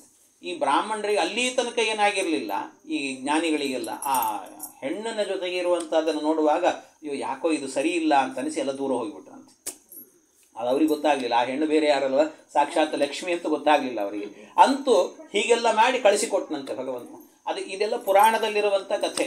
ಆದ್ದರಿಂದಲೇ ನಮ್ಮಲ್ಲಿ ಏನು ಅಂತಂದರೆ, ದತ್ತಾತ್ರೇಯ ರೂಪಿ ಭಗವಂತನ ಉಪಾಸನೆಯ ಕ್ರಮ ಹೆಚ್ಚಿಲ್ಲ ನಮ್ಮಲ್ಲಿ. ಯಾಕೆಂದರೆ ಇದೆಲ್ಲ ಪುರಾಣದಲ್ಲಿ ನಮಗೆ ದತ್ತಾತ್ರೇಯನ ಬಗ್ಗೆ ಹೀಗೆಲ್ಲ ಒಂದು ವಿಚಿತ್ರವಾದ ಕಲ್ಪನೆಯನ್ನು ಕೊಡ್ತಾರೆ. ಆ ಕಲ್ಪನೆಯಿಂದ ನೋಡುವಾಗ ಅವನನ್ನು ಉಪಾಸನೆ ಮಾಡಲಿಕ್ಕಾಗಲ್ಲ. ಯಾಕೆಂದರೆ ಉಪಾಸನೆ ಮಾಡೋದಂದರೆ ಅವನು ಹೆಂಡ ಕುಡ್ದ, ಮಾಂಸ ತಿಂದ, ಅದು ಇದು ಅಂತಿಲ್ಲ. ಅದಕ್ಕೆ ಏನಂದರೆ ಆ ರೀತಿಯ ಉಪಾಸನೆ ಮಾಡುವ ಒಂದು ಜನಾಂಗವೇ ಬೇರೆ ಇದೆ. ಈಗಲೂ ಕೂಡ ಕೆಲವು ದತ್ತಪೀಠ ಅದು ಇದು ಅಂತೆಲ್ಲ ಇರ್ತದೆ. ಅಲ್ಲೆಲ್ಲ ಹೋಗಿ ಏನೇನೋ ನೈವೇದ್ಯ ಮಾಡೋದು, ಏನೇನೋ ತಿನ್ನೋದು, ಇಂಥವೆಲ್ಲ ಮಾಡ್ತಿರ್ತಾರೆ ಅಲ್ಲೆಲ್ಲ. ಆ ಜನಾಂಗವೇ ಬೇರೆ, ಅವರಿಗೆ ಮಾಡಲಿಕ್ಕೆ ಅಂತಿರುವಂಥ ಒಂದು ರೂಪ. ಇದೊಂದು ವಿಚಿತ್ರವಾದಂಥ ರೂಪ. ಆ ರೂಪದ ಬಗ್ಗೆಯೂ ಕೂಡ ಹೇಳಿದ್ದಾರೆ. ಇದು ಅಲ್ಲದೇನೆ ತಪ್ತಂ ತಪೋ ವಿವಿಧ ಲೋಕ ಶಿಸೃಕ್ಷಯಾಮ ಆದೌ ಸನಾತ್ಸು ತಪತತ್ಸ ಸನೋಭೂತ್. ಇನ್ನೊಂದೇನು ಅಂದರೆ, ಭಗವಂತ ಸನತ್ಕುಮಾರ ಅಂತ ಒಂದು ರೂಪವನ್ನು ತಾಳಿದ್ದಾನಂತೆ. ಸನತ್ಕುಮಾರ, ಆ ಸನತ್ಕುಮಾರ ಅನ್ನೋದು ಭಗವಂತನದ್ದೇ ರೂಪ. ಚತುರ್ಮುಖ ಬ್ರಹ್ಮದೇವರಿಗೆ ಸನತ್ಕುಮಾರ ಅಂತ ಮಕ್ಕಳಿದ್ದಾರೆ. ಅದಲ್ಲದೇನೆ ಭಗವಂತನದ್ದು ಆ ಮಕ್ಕಳಿಗೂ ಕೂಡ, ಸನತ್ಕುಮಾರಾದಿಗಳಿಗೂ ಕೂಡ ಬ್ರಹ್ಮಚರ್ಯವನ್ನು ಉಪದೇಶ ಮಾಡಿದಂಥ ರೂಪ. ಮೊದಲು ಬ್ರಹ್ಮದೇವರು ಏನು ಮಾಡ್ತಾರೆ, ಸನಕಾದಿಗಳನ್ನು ಸೃಷ್ಟಿ ಮಾಡ್ತಾರೆ. ಸನಕಾದಿಗಳನ್ನು ಸೃಷ್ಟಿ ಮಾಡಿದ ಕೂಡಲೇ ಆ ಸೃಷ್ಟರಾದಂಥ ಸನಕಾದಿಗಳೇನು ಮಾಡ್ತಾರೆ, ಸನತ್ಕುಮಾರ ಎನ್ನುವ ಭಗವಂತನ ರೂಪದ ಹತ್ತಿರಕ್ಕೆ ಹೋಗ್ತಾರೆ ಅವರೆಲ್ಲ. ಆ ರೂಪದ ಹತ್ತಿರಕ್ಕೆ ಹೋದಾಗ ಭಗವಂತ ಏನು ಮಾಡ್ತಾನೆ ಅಂದರೆ, ಸನ್ಯಾಸ, ಬ್ರಹ್ಮಚರ್ಯ ಇವುಗಳ ಬಗ್ಗೆ ಉಪದೇಶವನ್ನು ಮಾಡ್ತಾನೆ. ಆ ಉಪದೇಶವನ್ನೆಲ್ಲ ಕೇಳಿಕೊಂಡು ಮತ್ತೆ ಬ್ರಹ್ಮದೇವರ ಬಳಿಗೆ ಬರ್ತಾರೆ ಸನತ್ಕುಮಾರಾದಿಗಳು, ಅಂದರೆ ಬ್ರಹ್ಮದೇವರ ಮಕ್ಕಳು. ಆ ಮಕ್ಕಳೆಲ್ಲ ಬಂದಾಗ ಆಗ ಬ್ರಹ್ಮದೇವರು ಹೇಳಿದ್ರಂತೆ, ನೀವು ಸಂಸಾರ ಮಾಡಿಕೊಂಡು ನೀವು ಸಂಸಾರದಿಂದಾಗಿ ಮಕ್ಕಳನ್ನು ಪಡೀರಿ ಅಂತ ಹೇಳಿದಾಗ ಅವರೆಲ್ಲ ಹೇಳುತ್ತಾರೆ, ನಾವು ಸನತ್ಕುಮಾರ ರೂಪಿ ಭಗವಂತನಿಂದಾಗಿ ಬ್ರಹ್ಮಚರ್ಯದ ಉಪದೇಶವನ್ನು ಪಡೆದಿದ್ದೇವೆ, ನಾವೆಲ್ಲ ಸನ್ಯಾಸಿಗಳಾಗ್ತೇವೆ ಹೊರತು ಈ ಸಂಸಾರ ನಮಗೆ ಬೇಡ ಅಂತ ತಿರಸ್ಕಾರ ಮಾಡಿ ಹೋದ್ರಂತವರೆಲ್ಲ. ಹಾಗೆ ತಿರಸ್ಕಾರ ಅಂದರೆ ಆ ತಿರಸ್ಕಾರ ಮಾಡಬೇಕಾದ್ರೆ ಅವರಿಗೆಲ್ಲ ಆ ಬ್ರಹ್ಮಚರ್ಯದ ಬೋಧನೆಯನ್ನು ಮಾಡಿದಂಥವನು ಸನತ್ಕುಮಾರ ಅನ್ನುವಂಥ ಭಗವಂತನ ರೂಪ. ಆ ಒಂದು ಭಗವಂತನ ರೂಪ ಇದೆ, ಅದಕ್ಕೂ ಕೂಡ ನಮಸ್ಕಾರ ಅಂತ ಸಮ್ಯಕ್ ಜಗಾದ ಮುನಯೋ ಯದ ಚಕ್ಷತಾತ್ಮನ್, ಈ ರೀತಿ ವಿದ್ಯೆಯನ್ನು ಕೊಟ್ಟಂಥ ಪರಮಾತ್ಮನ ರೂಪ ಅದು ಅಂತ ಹೇಳುತ್ತಾರೆ. ಆಮೇಲೆ ಇದಲ್ಲದೇನೆ ಮತ್ತೊಂದು ರೂಪ ಇದೆ ಅಂತ ಹೇಳಿದರು, ನಾರಾಯಣ ಅಂತ ರೂಪ. ನಾರಾಯಣ ಇದು ಯಾವುದು ಅಂದರೆ ಧರ್ಮಸ್ಯ ದಕ್ಷ ದುಹಿತ ಯಜನಿಸ್ವ ಮೂರ್ತ್ಯ. ಈ ದಕ್ಷ ಪ್ರಜಾಪತಿಗಳು ಅಂತಿದ್ದಾರಲ್ಲ ಅವರಿಗೆ ಮೂರ್ತಿದೇವಿ ಅಂತ, ಮೂರ್ತಿದೇವಿ. ಆ ಮೂರ್ತಿದೇವಿ ಅಂತ ದಕ್ಷ ಪ್ರಜಾಪತಿಗಳ ಮಗಳು. ಅವರನ್ನು ಈ ಧರ್ಮ ಪ್ರಜಾಪತಿಗೆ ಕೊಟ್ಟು ವಿವಾಹ ಮಾಡ್ತಾರೆ ದಕ್ಷ. ಆ ಧರ್ಮ ಪ್ರಜಾಪತಿಗೆ ಕೊಟ್ಟಾಗ ವಿವಾಹವನ್ನು ಮಾಡಿದಾಗ ಅವರಲ್ಲಿ 4 ಜನ ಮಕ್ಕಳು ಹುಡ್ತಾರೆ. 4 ಜನ ಮಕ್ಕಳು, ಹರಿ, ಕೃಷ್ಣ, ನರ, ನಾರಾಯಣ ಅಂತ. ಹರಿ ಕೃಷ್ಣ ಅನ್ನುವಂಥದ್ದು ಭಗವಂತಂದೇ ರೂಪ ಮತ್ತು ನಾರಾಯಣ ಅನ್ನೋದು ಭಗವಂತಂದೇ ರೂಪ. ನರ ಅನ್ನೋದು ಮಾತ್ರ ಅದು ಶೇಷದೇವರ ಅವತಾರ, ಶೇಷದೇವರ ರೂಪ. ಅದರಲ್ಲಿ ವಿಶೇಷವಾಗಿ ಭಗವಂತನ ಆವೇಶ ಇತ್ತು, ಶುಕ್ಲಕೇಶದ ಆವೇಶ ಇತ್ತು, ಅದು ಬೇರೆ. ಅಂತೂ ಈ 3 ರೂಪಗಳಲ್ಲೂ ಕೂಡ ಏನಾಯಿತು ಅಂದರೆ ನಾರಾಯಣ ಅನ್ನುವಂಥ ಏನು ರೂಪ ಇದೆ ಅಲ್ವಾ, ಆ ರೂಪದಿಂದ ನರ ಮತ್ತು ನಾರಾಯಣ ಇಬ್ಬರೂ ಕೂಡ ಏನು ಮಾಡ್ತಾರೆ ಅಂದರೆ ಅವರು ಬದರಿಕಾಶ್ರಮಕ್ಕೆ ಹೋಗಿ ತಪಸ್ಸನ್ನು ಮಾಡ್ತಾರೆ. ಅಂದರೆ ಜಗತ್ತಿಗೆ ತಪಸ್ಸನ್ನು ಹೇಗೆ ಮಾಡಬೇಕು ಅನ್ನೋದನ್ನು ತೋರಿಸೋದಕ್ಕೋಸ್ಕರವಾಗಿ ಭಗವಂತ ನಾರಾಯಣ ಅನ್ನೋ ರೂಪದಿಂದ ಅಲ್ಲಿಗೆ ಹೋಗ್ತಾರೆ. ಅದೇ ನಾರಾಯಣ ರೂಪದಿಂದಲೇ ಭಗವಂತ ಏನು ಮಾಡಿದ್ದಾನೆ ಅಂದರೆ ಪಂಚರಾತ್ರಸ್ಯ ಕೃತ್ನಸ್ಯ ವಕ್ತಾ ನಾರಾಯಣ ಸ್ವಯಂ ಅಂತ ಹೇಳುತ್ತಾರೆ. ಪಂಚರಾತ್ರ ಅನ್ನುವಂಥ ಗ್ರಂಥವನ್ನು ಉಪದೇಶ ಮಾಡಿದಂಥ ರೂಪ ಅದು ಭಗವಂತನದ್ದು ಪಂಚರಾತ್ರ. ಆ ಪಂಚರಾತ್ರ ಗ್ರಂಥದಲ್ಲಿ ಎಷ್ಟು ಶ್ಲೋಕಗಳಿದ್ದಾವೆ ಅಂದರೆ ಶತಕೋಟಿ ಪ್ರವಿಸ್ತರಂ ಅಂತ ಹೇಳ್ತಾರೆ. ಪಂಚರಾತ್ರ ಶತಕೋಟಿ ಪ್ರವಿಸ್ತರ, 100 ಕೋಟಿ ಶ್ಲೋಕಕ್ಕಿಂತಲೂ ಕೂಡ ಹೆಚ್ಚು ಶ್ಲೋಕಗಳಿದ್ದವು ಅಂತ. ಅಷ್ಟು ಶ್ಲೋಕಗಳಿರುವಂತಹ ಒಂದು ವಿಶಿಷ್ಟವಾದಂಥ ಗ್ರಂಥ. ಆ ಗ್ರಂಥವನ್ನು ರಚನೆ ಮಾಡಿ ಅದನ್ನು ಉಪದೇಶ ಮಾಡಿದಂಥ ರೂಪ ಭಗವಂತನದ್ದು ನಾರಾಯಣ ಅನ್ನುವಂಥ ರೂಪ. ಅಷ್ಟೇ ಅಲ್ಲ, ಅದರ ಜೊತೆಗೆ ಇನ್ನೊಂದೇನು ಅಂದರೆ ಅದೇ ಭಗವಂತ ಏನಿದ್ದಾನೆ ಅವನೇ ಈ ಊರ್ವಶಿಯನ್ನು ಕೂಡ ಸೃಷ್ಟಿ ಮಾಡಿದಂತೆ. ಅವನು ತಪಸ್ಸನ್ನು ಮಾಡ್ತಾ ಇರುವಾಗ ಇವರಿಗೆ ಇಂದ್ರದೇವರಿಗೆ ಸಮಸ್ಯೆ ಏನಂದರೆ ಯಾರಾದರೂ ತಪಸ್ಸು ಮಾಡಿದರೆ ತಪಸ್ಸಿನ ಪ್ರಭಾವದಿಂದ ಎಲ್ಲಿ ನನ್ನ ಸ್ಥಾನಕ್ಕೆ ಬಂದ್ಬಿಡ್ತಾರೋ ಅಂತ ಹೆದರಿಕೆ ಅವರಿಗೆ. ಹಾಗಾಗಿ ಅವ್ರು ಯಾರಾದರೂ ತಪಸ್ಸು ಮಾಡ್ತಾ ಇದ್ದರೆ ಸಾಕು, ಅವರನ್ನು ಏನಾದರೂ ಮಾಡಿ ಅವರ ತಪಸ್ಸಿಗೆ ಭಂಗವನ್ನು ತರುವಂಥದ್ದು. ಹಾಗಾಗಿ ಭಂಗ ತರಬೇಕು ಅಂತ ಹೇಳಿಬಿಟ್ಟು ಏನು ಮಾಡಿದ್ರಂತೆ, ಈ ಭಗವಂತ ತಪಸ್ಸನ್ನು ಮಾಡುವಾಗಲೂ ಕೂಡ ಭಂಗ ತರೋದಕ್ಕೋಸ್ಕರವಾಗಿ ಅನೇಕ ಅಪ್ಸರೆಯರನ್ನು ಕಳಿಸಿದ್ರಂತೆ ಇಂದ್ರದೇವರು. ಬಹಳ ಸುಂದರ ಅಪ್ಸರ ಸ್ತ್ರೀಯರಂದರೆ ಸುಂದರ. ಹಾಗಾಗಿ ಆ ಸುಂದರಿಯರನ್ನು ಕಳಿಸಿದಾಗ ಭಗವಂತ ಹೇಳಿದಂತೆ, ನಿಮ್ಮ ಸೌಂದರ್ಯಕ್ಕೆ ನಾನೇನೋ ಮಾರು ಹೋಗಿದ್ದೀನಿ ಅಂತ ತಿಳ್ಕೊಂಬಿಡಬೇಡ್ರಿ ನೀವು, ನಿಜವಾದ ಸೌಂದರ್ಯ ಹೇಗಿರ್ತದೆ ಅಂತ ನಾನು ತೋರಿಸ್ತೀನಿ ನೋಡ್ರಿ ಅಂತ ಭಗವಂತ ತನ್ನ ತೊಡೆಯಿಂದ ಒಂದು ಸುಂದರಿಯನ್ನು ಸೃಷ್ಟಿ ಮಾಡಿದ್ನಂತೆ. ಅವನ ತೊಡೆಯಿಂದ, ಸಂಸ್ಕೃತದಲ್ಲಿ ತೊಡೆಗೆ ಊರು ಅಂತ ಹೆಸರು, ಊರು ಅಂತ. ಆ ಊರಿನಿಂದ ಹುಟ್ಟಿದವಳ ಹೆಸರೇ ಊರ್ವಶಿ ಅಂತ ಹೆಸರು, ಊರ್ವಶಿ ಅಂತ. ಅವಳು ಬದರಿಕಾಶ್ರಮದಲ್ಲಿ ಸೃಷ್ಟಿ ಮಾಡಿದ್ದು, ಬದರಿಯಲ್ಲಿ ಹುಟ್ಟಿದ್ದವಳು. ಹಾಗಾಗಿ ಅಲ್ಲಿ ಹುಟ್ಟಿಸಿದಂತೆ, ಹುಟ್ಟಿಸಿ ಆಗ ಆ ಊರ್ವಶಿಯನ್ನು ನೋಡುವಾಗ ಬಂದಂಥ ಅಪ್ಸರೆಯರೆಲ್ಲರೂ ಕೂಡ ನಾಚಿ ನೀರಾದ್ರಂತ ಅನ್ಸುತ್ತೆ, ಅವಳ ಸೌಂದರ್ಯದ ಮುಂದೆ ನಮ್ದೇನಲ್ಲಲ್ಲ ಅಂತ. ಆಗ ಭಗವಂತ ಹೇಳಿದಂತೆ, ಹೇಗೂ ಈ ಅಪ್ಸರೆಯನ್ನು ಸೃಷ್ಟಿ ಮಾಡಿದ್ದೀನಿ, ಇನ್ನು ನಾನೇನು ಇಟ್ಟುಕೊಳ್ಳೋದಿಲ್ಲ ಇವಳನ್ನ, ಮತ್ತೆ ನಿಮ್ಮ ಇಂದ್ರನಿಗೆ ಹೋಗಿ ಹೇಳ್ರಿ ನಿಜವಾದ ಅಪ್ಸರೆ ಅಂದರೆ ಹೇಗಿರ್ತಾಳೆ ಅಂತ ನಾನು ಸೃಷ್ಟಿ ಮಾಡಿ ಕಳಿಸಿದ್ದೀನಿ ಅಂತ ನನ್ನ ಕಡೆಯಿಂದ ಒಂದು ಗಿಫ್ಟ್ ಅಂತ ಕೊಡ್ರಿ ಅಂತ ಹೇಳಿದ್ನಂತೆ ಪರಮಾತ್ಮ. ಆಮೇಲೆ ಊರ್ವಶಿ ಅಲ್ಲಿಗೆ ಹೋದ್ಲು ಅಂತ ಹೇಳ್ತಾರೆ. ಹಾಗೆ ಭಗವಂತ ಇಂಥ ಒಂದು ಅದ್ಭುತವಾದ ಸೃಷ್ಟಿಯನ್ನು ಮಾಡಿರುವಂಥದ್ದು ಇದು ನಾರಾಯಣ ಅನ್ನುವಂಥ ರೂಪ ಅಂತ ಹೇಳ್ತಾರೆ, ನಾರಾಯಣ ರೂಪ ಅಂತ. ಇನ್ನು ಅಷ್ಟೇ ಅಲ್ಲ, ಮತ್ತೊಂದೇನು ಅಂತ ಹೇಳಿದರೆ ಭಗವಂತನದ್ದು ಅನೇಕ ಹೇಳಿದ್ದಾರೆ, ನಿಮಗೆಲ್ಲ ಮುಂದೆ ಬರುತ್ತೆ, ಆದ್ದರಿಂದ ಎಲ್ಲವನ್ನೂ ವಿವರಣೆ ಕೊಡ್ತಿಲ್ಲ. ಕೆಲವೊಂದು ವಿಶೇಷತೆ ಯಾವುದನ್ನು ನಾವು ವಿಸ್ತಾರ ಮಾಡೋದಿಲ್ವೋ ಅಂಥದ್ದನ್ನು ಮಾತ್ರ ನಾನು ಕೆಲವೊಂದನ್ನು ಹೇಳ್ತಾ ಹೋಗ್ತಿದ್ದೇನೆ ಇದರಲ್ಲಿ. ಯಾಕೆಂದರೆ ಮುಂದೆ ಆಗಬೇಕಾದ್ರೆ ವಾಸುದೇವ ರೂಪಿ ಭಗವಂತ ಅಂದರೆ ಈ ಧ್ರುವರಾಜರಿಗೆ ಒಲದಂಥ ರೂಪ ಅನ್ನೋ ಕಥೆ ವಿಸ್ತಾರವಾಗಿ ಬರುತ್ತೆ, ಅಲ್ಲಿ ಹೇಳ್ತೇನೆ ಅದನ್ನೆಲ್ಲವನ್ನು ಕೂಡ. ಸತ್ರೇಮ ಮಾಸ ಭಗವಾನ್ ಹಯಶೀರ್ಷ ಏಷಃ ಸಾಕ್ಷಾತ್ ಸ ಯಜ್ಞ ಪುರುಷಸ್ತಪನೀಯ ವರ್ಣಃ ಛಂದೋಮಯೋ ಮಖಮಯೋ ಕಿಲ ದೇವತಾತ್ಮ ವಾಚೋ ಬಭೂವರುಷತಿ ಶ್ವಸತೋಸ್ಯ ನಸ್ತಃ. ಇನ್ನೊಂದೇನು ಅಂತಂದರೆ ಭಗವಂತನದ್ದು ಒಂದು ಹಯಗ್ರೀವ ಅಂತ ರೂಪ ಇದೆ ಪರಮಾತ್ಮನದ್ದು. ಹಯಗ್ರೀವ ಅಂತ ಅವನು ಆ ಮೂಲ ರೂಪದ ಅದು ಹೇಗಿರ್ತಾನೆ ಅಂದರೆ ಅವನ ಬಣ್ಣ ಬಂಗಾರದ ಬಣ್ಣ. ಹಯಗ್ರೀವ ಬಂಗಾರದ ಬಣ್ಣ ಇರ್ತದಂತೆ. ಆಮೇಲೆ ಅವನೇ ಏನಾಗ್ತಾನಂತೆ, ಕೆಲವೊಮ್ಮೆ ಬೆಳ್ಳಿ ಅಂತಲೂ ಕಾಣಿಸ್ತಾನಂತೆ ಪರಮಾತ್ಮ. ಅದೊಂದು ವಿಚಿತ್ರ ಹಯಗ್ರೀವ ರೂಪ ಅನ್ನುವಂಥದ್ದೇ ಅದು. ಆಮೇಲೆ ಆ ಹಯಗ್ರೀವನೇ ಎಲ್ಲ ವೇದಗಳನ್ನು ಕೂಡ ಉಪದೇಶ ಮಾಡಿದ. ಬ್ರಹ್ಮದೇವರಿಗೆ ಭಗವಂತ ಏನು ಮಾಡಿದಂತೆ ಹಯಗ್ರೀವ ರೂಪದಿಂದಾಗಿ ವೇದವನ್ನು ಉಪದೇಶ ಮಾಡಿದ. ಆ ವೇದೋಪದೇಶವನ್ನು ಮಾಡುವಾಗ ಹೇಗೆ ಮಾಡಿದ ಅಂತಂದರೆ, ಮೂಗಿನಿಂದ ಉಸಿರಾಡಿದರೂ ವೇದ ಬರ್ತಿತ್ತಂತೆ, ಬಾಯಲ್ಲಿ ಮಾತಾಡಿದರೂ ವೇದ ಬರ್ತಿತ್ತಂತೆ. ಏನು ವಿಚಿತ್ರ ನೋಡಿ, ಹಾಗಿದೆ.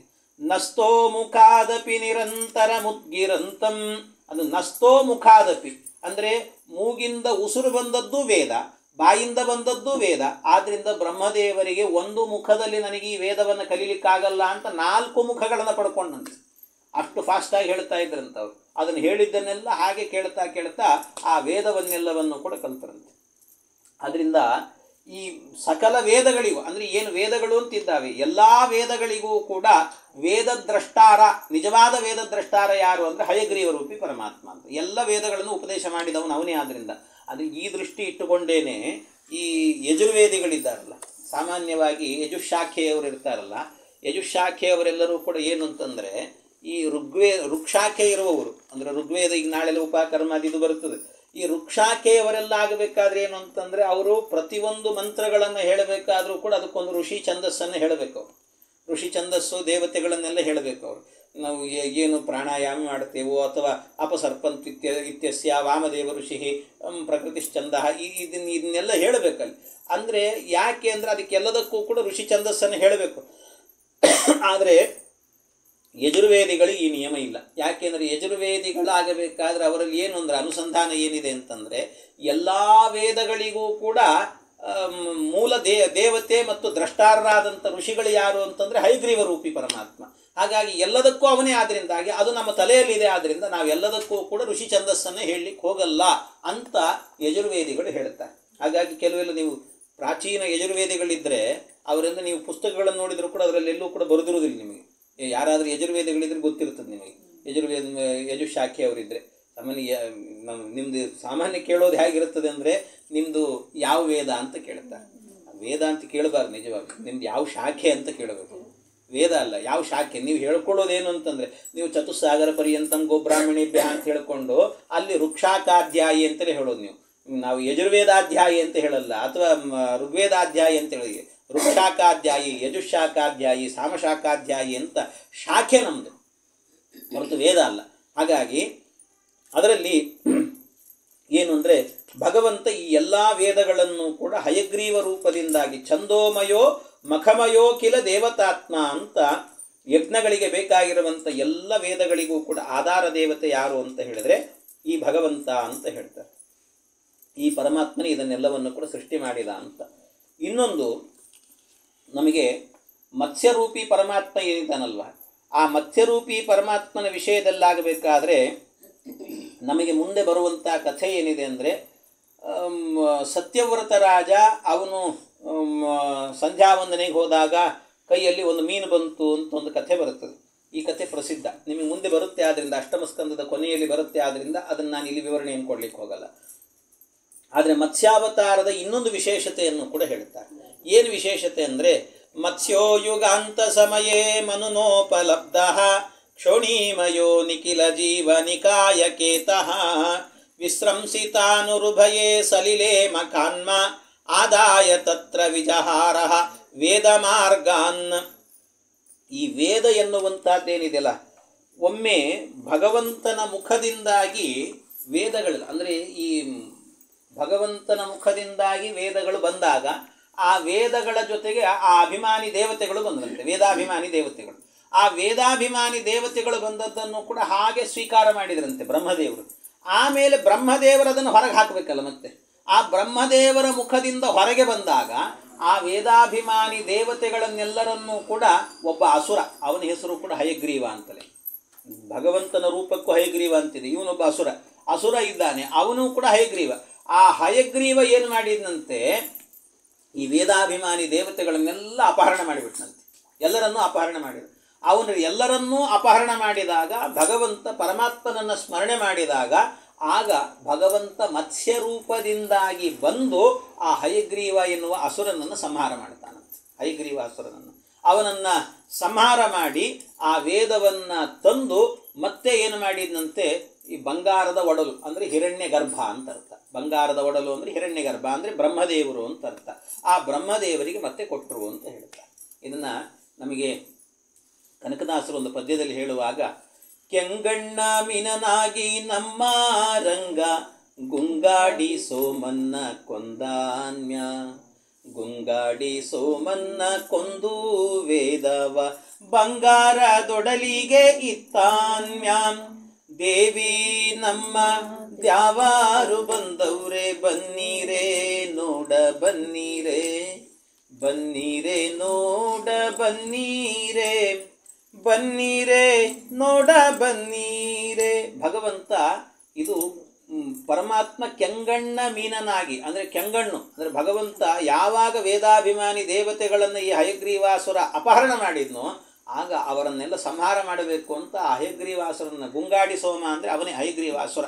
ಹಾಗಾಗಿ ಅವನನ್ನು ಸಂಹಾರ ಮಾಡಿ ಪರಮಾತ್ಮ ವೇದವ ಬಂಗಾರದ ಒಡಲಿಗೆ, ಬಂಗಾರದ ಒಡಲು ಅಂದರೆ ಹಿರಣ್ಯ ಗರ್ಭ ಅಂತ ಅರ್ಥ. ಹಿರಣ್ಯ ಗರ್ಭ ಅಂದರೆ ಯಾರು? ಈ ಚತುರ್ಮುಖ ಬ್ರಹ್ಮ. ಅಂದರೆ ಚತುರ್ಮುಖ ಬ್ರಹ್ಮನಿಗೆ ಹಿರಣ್ಯ ಗರ್ಭ ಅಂತ ಯಾಕೆ ಹೆಸರು ಅಂದರೆ, ನಮಗೆಲ್ಲ ಗೊತ್ತಿರೋದೇನು ಅಂದರೆ ಭಾಗವತ ಹೇಳುತ್ತೆ ಸ್ಪಷ್ಟವಾಗಿ, ಬ್ರಹ್ಮದೇವರು ಹುಟ್ಟಿದ್ರಲ್ವ, ಭಗವಂತನ ನಾಭಿ ಕಮಲದಿಂದ ಹುಟ್ಟಿದ್ರು. ಅವನ ನಾಭಿ ಕಮಲದಿಂದ ಹುಟ್ಟಿದ್ರು ಅಂದರೆ ಕಮಲ ಅನ್ನುವಂಥದ್ದು ನಾವು ನೋಡ್ತೇವಲ್ಲ ಕಮಲ, ಆ ಕಮಲ ಅಲ್ಲ ಅದು. ಈ ಕಮಲ ಎಂಥದ್ದು ಅಂದರೆ ವಿಚಿತ್ರವಾದ ಕಮಲ, ಇದು ಬಂಗಾರದ ಕಮಲ ಅಂತಿದೆ, ಬಂಗಾರದ ಕಮಲ. ಆದರೆ ವಿಶೇಷ ಏನು ಅಂದರೆ ಬಂಗಾರದ ಕಮಲವಾಗಿದ್ದರೂ ಕೂಡ ಅದರಲ್ಲಿ ಸುಗಂಧವಾದ ಪರಿಮಳ ಇತ್ತಂತೆ. ಬಂಗಾರದ ಕಮಲದಲ್ಲೂ ಕೂಡ ಹಾಗೆ ನಮಗೆ ಭೀಮಸೇನ ದೇವರು ಸೌಗಂಧಿಕಾ ಪುಷ್ಪ ಅಂತ ತರ್ತಾರಲ್ಲ ಬಂಗಾರದ್ದು, ಆದರೆ ಗಂಧ ಇತ್ತು ಅದರಲ್ಲಿ ಅಂತ. ಹಾಗೆ ಇದರಲ್ಲೂ ಕೂಡ ಗಂಧ ಇತ್ತಂತೆ. ಅದನ್ನು ಆ ಕಮಲ ಯಾರು ಅಂತ ಹೇಳಿದರೆ ಬೇರೆ ಯಾರೂ ಅಲ್ಲ, ಸಾಕ್ಷಾತ್ ಲಕ್ಷ್ಮೀದೇವಿ ಅದು ಅಂತ ಅರ್ಥ. ಭಗವಂತನ ಹೊಕ್ಕಳಿಂದ ಮೊದಲು ಬಂದದ್ದು ಯಾವುದು ಅಂದರೆ ಕಮಲ. ಕಮಲ ಬಂತು ಅಂದರೆ ಅದು ಲಕ್ಷ್ಮೀದೇವಿ. ಆ ಲಕ್ಷ್ಮೀದೇವಿಯ ಗರ್ಭದಿಂದಲೇ ಹೊರಗೆ ಬಂದವರು, ಆದ್ದರಿಂದ ಹಿರಣ್ಯದ ಗರ್ಭದಿಂದ ಬಂದಿರುವಂಥವ್ರು. ಆದ್ದರಿಂದಲೇ ಲಕ್ಷ್ಮೀದೇವಿಗೂ ಕೂಡ ಅವಳಿಗೆ ಹೇಳಬೇಕಾದ್ರೆ ಹಿರಣ್ಯವರ್ಣಾಂ ಹರಿಣೀಂ, ಅವಳನ್ನು ಹಿರಣ್ಯವರ್ಣಳು ಅಂತ ಹೇಳ್ತಾರೆ ಲಕ್ಷ್ಮೀದೇವಿಯನ್ನು. ಬಂಗಾರದ ಬಣ್ಣದವಳು ಅಂತ, ಬ್ರಹ್ಮದೇವರನ್ನು ಹೆರುವಾಗ ಬಂಗಾರದ ಬಣ್ಣದಲ್ಲಿ ಕಮಲದ ರೂಪದಲ್ಲಿ ಇದ್ದಂಥವಳವಳು ಅಂತ ಹಿರಣ್ಯವರ್ಣಾಂ ಹರಿಣೀಂ ಸುವರ್ಣ ರಜತಸ್ರಜಾಂ ಅಂತ ಹೇಳ್ತಾರೆ. ಹಾಗಾಗಿ ಅದರಿಂದ ಬಂದವನು, ಆದ್ದರಿಂದ ಅವನಿಗೆ ಬಂಗಾರದ ಒಡಲು ಅಂದರೆ ಬಂಗಾರದ ಗರ್ಭದಲ್ಲಿ ಜನಿಸಿದವನು ಅನ್ನೋ ಅರ್ಥದಲ್ಲಿ ಬಂಗಾರದ ಗರ್ಭದವನೇ ಅಥವಾ ಹಿರಣ್ಯ ಗರ್ಭದವನೇ ಅಂತ ಅವನು ಕರೀತಾರೆ. ಹಾಗಾಗಿ ಬಂಗಾರದ ಒಡಲಿಗೆ ಅಂತ ಹೇಳಿರುವಂಥ ಮಾತು. ಹೀಗೆ ಆ ಮತ್ಸ್ಯನಾಮಕ ಪರಮಾತ್ಮ ಅವನ ಸಂಹಾರವನ್ನು ಮಾಡಿದ ಅಂತ ಹೇಳ್ತಾರೆ. ಇನ್ನೊಂದು ಭಗವಂತ ಮತ್ತೊಂದು ಅವತಾರ ಏನು ಅಂತಂದರೆ, ಪರಮಾತ್ಮನದ್ದು ಈ ಕ್ಷೀರ ಸಮುದ್ರವನ್ನು ಮಥನ ಮಾಡುವಾಗ ಆ ಕ್ಷೀರ ಸಮುದ್ರದ ಮಥನದ ಕಾಲದಲ್ಲಿ ಪರಮಾತ್ಮ ಮತ್ತೊಂದು ಧನ್ವಂತರಿ ಅಂತ ಒಂದು ರೂಪವನ್ನು ಪಡೀತಾನೆ ಪರಮಾತ್ಮ, ಧನ್ವಂತರಿ ಅಂತ. ಆ ಧನ್ವಂತರಿ ಎನ್ನುವಂಥ ರೂಪ ಇದೆಯಲ್ವಾ, ಅಂದರೆ ಮಧ್ಯದಲ್ಲಿ ಬೇರೆ ಬೇರೆ ರೂಪ ಹೇಳಿದ್ದಾರೆ, ನಾನು ಅದನ್ನ ಹೇಳ್ತಾ ಇಲ್ಲ ನಿಮಗೆ. ಅಂತೂ ಕೆಲವು ರೂಪಗಳನ್ನು ಮಾತ್ರ ವಿವರಣೆ ಕೊಡ್ತಿದ್ದೆ. ಈ ಧನ್ವಂತರಿ ಅನ್ನುವಂಥ ರೂಪ ಇದೆಯಲ್ವ, ಆ ರೂಪ ಎನ್ನುವುದು ಧನ್ವಂತರಿ ಅಂತ ಸ್ಮರಣೆ ಮಾಡಿದರೆ ಸಾಕಲ್ಲ, ಅದೊಂದು ಶಕ್ತಿ. ಆ ರೂಪಕ್ಕೆ ಭಗವಂತನ ಒಂದೊಂದು ರೂಪಗಳನ್ನು ಒಂದೊಂದಕ್ಕೋಸ್ಕರವಾಗಿ ವಿಶೇಷವಾಗಿ ಧ್ಯಾನ ಮಾಡಬೇಕು ಅಂತ ಹೇಳ್ತಾರೆ. ಅದರಲ್ಲಿ ನಾವೇನಾದರೂ ಅಪವಿತ್ರರಾಗಿದ್ದೇವೆ ಅಂತ ನಮಗೆ ಅನ್ನಿಸಿದರೆ ಭಗವಂತನ ಪುಂಡರೀಕಾಕ್ಷ ಅನ್ನುವಂತಹ ರೂಪವನ್ನು ಸ್ಮರಣೆ ಮಾಡಬೇಕಂತ. ಪುಂಡರೀಕಾಕ್ಷ ಅಂತ ಯಾರಾದರೂ ಕೆಲವೊಮ್ಮೆ ಏನಾಗ್ತಾ ಇರುತ್ತೆ ಅಂದರೆ, ಯಾರಾದರೂ ನಮಗೆ ಪಾದ ತೊಳಿತಿರ್ತಾರೆ ಅಥವಾ ಇಂಥ ಪ್ರಸಂಗಗಳಿದ್ದಾಗ ಏನು ಮಾಡಬೇಕಂದ್ರೆ ಬಲಗಿವಿಯನ್ನು ಸ್ಪರ್ಶ ಮಾಡಿಕೊಂಡು ಪುಂಡರೀಕಾಕ್ಷನನ್ನು ಸ್ಮರಣೆ ಮಾಡಬೇಕಂತೆ. ಹೊರಗಡೆ ಹೋಗಿ ಬಂದಿರ್ತೇವೆ, ಆಗ ಪಾದ ತೊಳೆದ್ರು ಅಥವಾ ನಾವೇ ಪಾದ ತೊಳೆದುಕೊಂಡ್ರೆ ಆಗೇನು ಮಾಡಬೇಕು, ಪುಂಡರೀಕಾಕ್ಷ ಅಂತ ಹೇಳಿದರೆ ಸಾಕಂತೆ ಒಳಗೆ ಹೊರಗೆ ಎಲ್ಲ ಶುದ್ಧಿ ಆಗುತ್ತೆ ಅಂತ ಹೇಳ್ತಾರೆ. ಅಪವಿತ್ರಪ್ಪ ಸರ್ವಾವಸ್ಥಾಂಗತೋಪಿವ ಯಸ್ಮರೇತ್ ಪುಂಡರೀಕಾಕ್ಷಂ ಸ ಬಾಹ್ಯ ಆಭ್ಯಂತರ ಶುಚಿ ಅಂತ ಹೇಳ್ತಾರೆ. ಒಳಗೆ ಹೊರಗೆ ಎರಡು ಕಡೆ ಶುದ್ಧಿ ಆಗಬೇಕು ಅಂತ ಆದರೆ ಭಗವಂತನ ಪುಂಡರೀಕಾಕ್ಷ ಅನ್ನುವ ರೂಪವನ್ನು ಸ್ಮರಣೆ ಮಾಡಬೇಕಂತೆ. ಇದು ಒಂದೊಂದಕ್ಕೆ ಒಂದೊಂದು ಅಂತ ಹೇಳ್ತಾರೆ. ಇನ್ನು ರಾತ್ರಿ ಮಲಗುವಾಗ ನಮಗೆ ಒಳ್ಳೆ ನಿದ್ದೆ ಬರಬೇಕಪ್ಪ, ಅದಕ್ಕೇನು ಮಾಡಿ ಶಯಾನಃ, ಅದಕ್ಕೆ ಶಯಾನಂ ಪಾಪಮಾಧವ ಅಂದರೆ ಮಾಧವ ಅನ್ನುವಂಥ ರೂಪವನ್ನು ಪರಮಾತ್ಮನ ರೂಪವನ್ನು ಸ್ಮರಣೆ ಮಾಡಿದ್ವಿ ಅಂತ ಆದರೆ ಅದರಿಂದ ಒಳ್ಳೆ ನಿದ್ದೆ ಬರ್ತದಂತೆ ರಾತ್ರಿ ಹೊತ್ತಿನಲ್ಲಿ. ಅದಕ್ಕೆ ನಿತ್ಯ ನಿದ್ದೆ ಬರದೇ ಇರೋರಿಗೆ ಸಮಸ್ಯೆ, ಗುಳಿಗೆ ತಗೋತಿರ್ತಾರೆ. ಅದರ ಬದಲು ದೇವರ ನಾಮವನ್ನೇ ಗುಳಿಗೆ ಮಾಡಿಕೊಳ್ಳ್ರಿ ಅಂತ ಹೇಳ್ತಾರೆ. ಮಾಧವ ಅಂತ ಸ್ಮರಣೆ ಮಾಡಿದರೆ ಸಾಕಂತೆ, ಅದರಿಂದಲೇ ಒಳ್ಳೆ ನಿದ್ದೆ ಎನ್ನುವಂಥದ್ದು ಬರುತ್ತೆ ಅಂತ ಹೇಳ್ತಾರೆ. ಇಲ್ಲ ನಾವೇನಾದರೂ ತಪ್ಪು ಮಾಡಿದ್ದೇವೆ, ಆ ತಪ್ಪು ಮಾಡಿದ್ದನ್ನು ಪ್ರಾಯಶ್ಚಿತ್ತ ಮಾಡ್ಕೊಳ್ಬೇಕು ಅಂತಿದ್ರೆ ಭಗವಂತನ 3 ರೂಪಗಳ ಸ್ಮರಣೆ ಮಾಡಿರಿ. ಅಚ್ಯುತ, ಅನಂತ, ಗೋವಿಂದ ಅಂತ.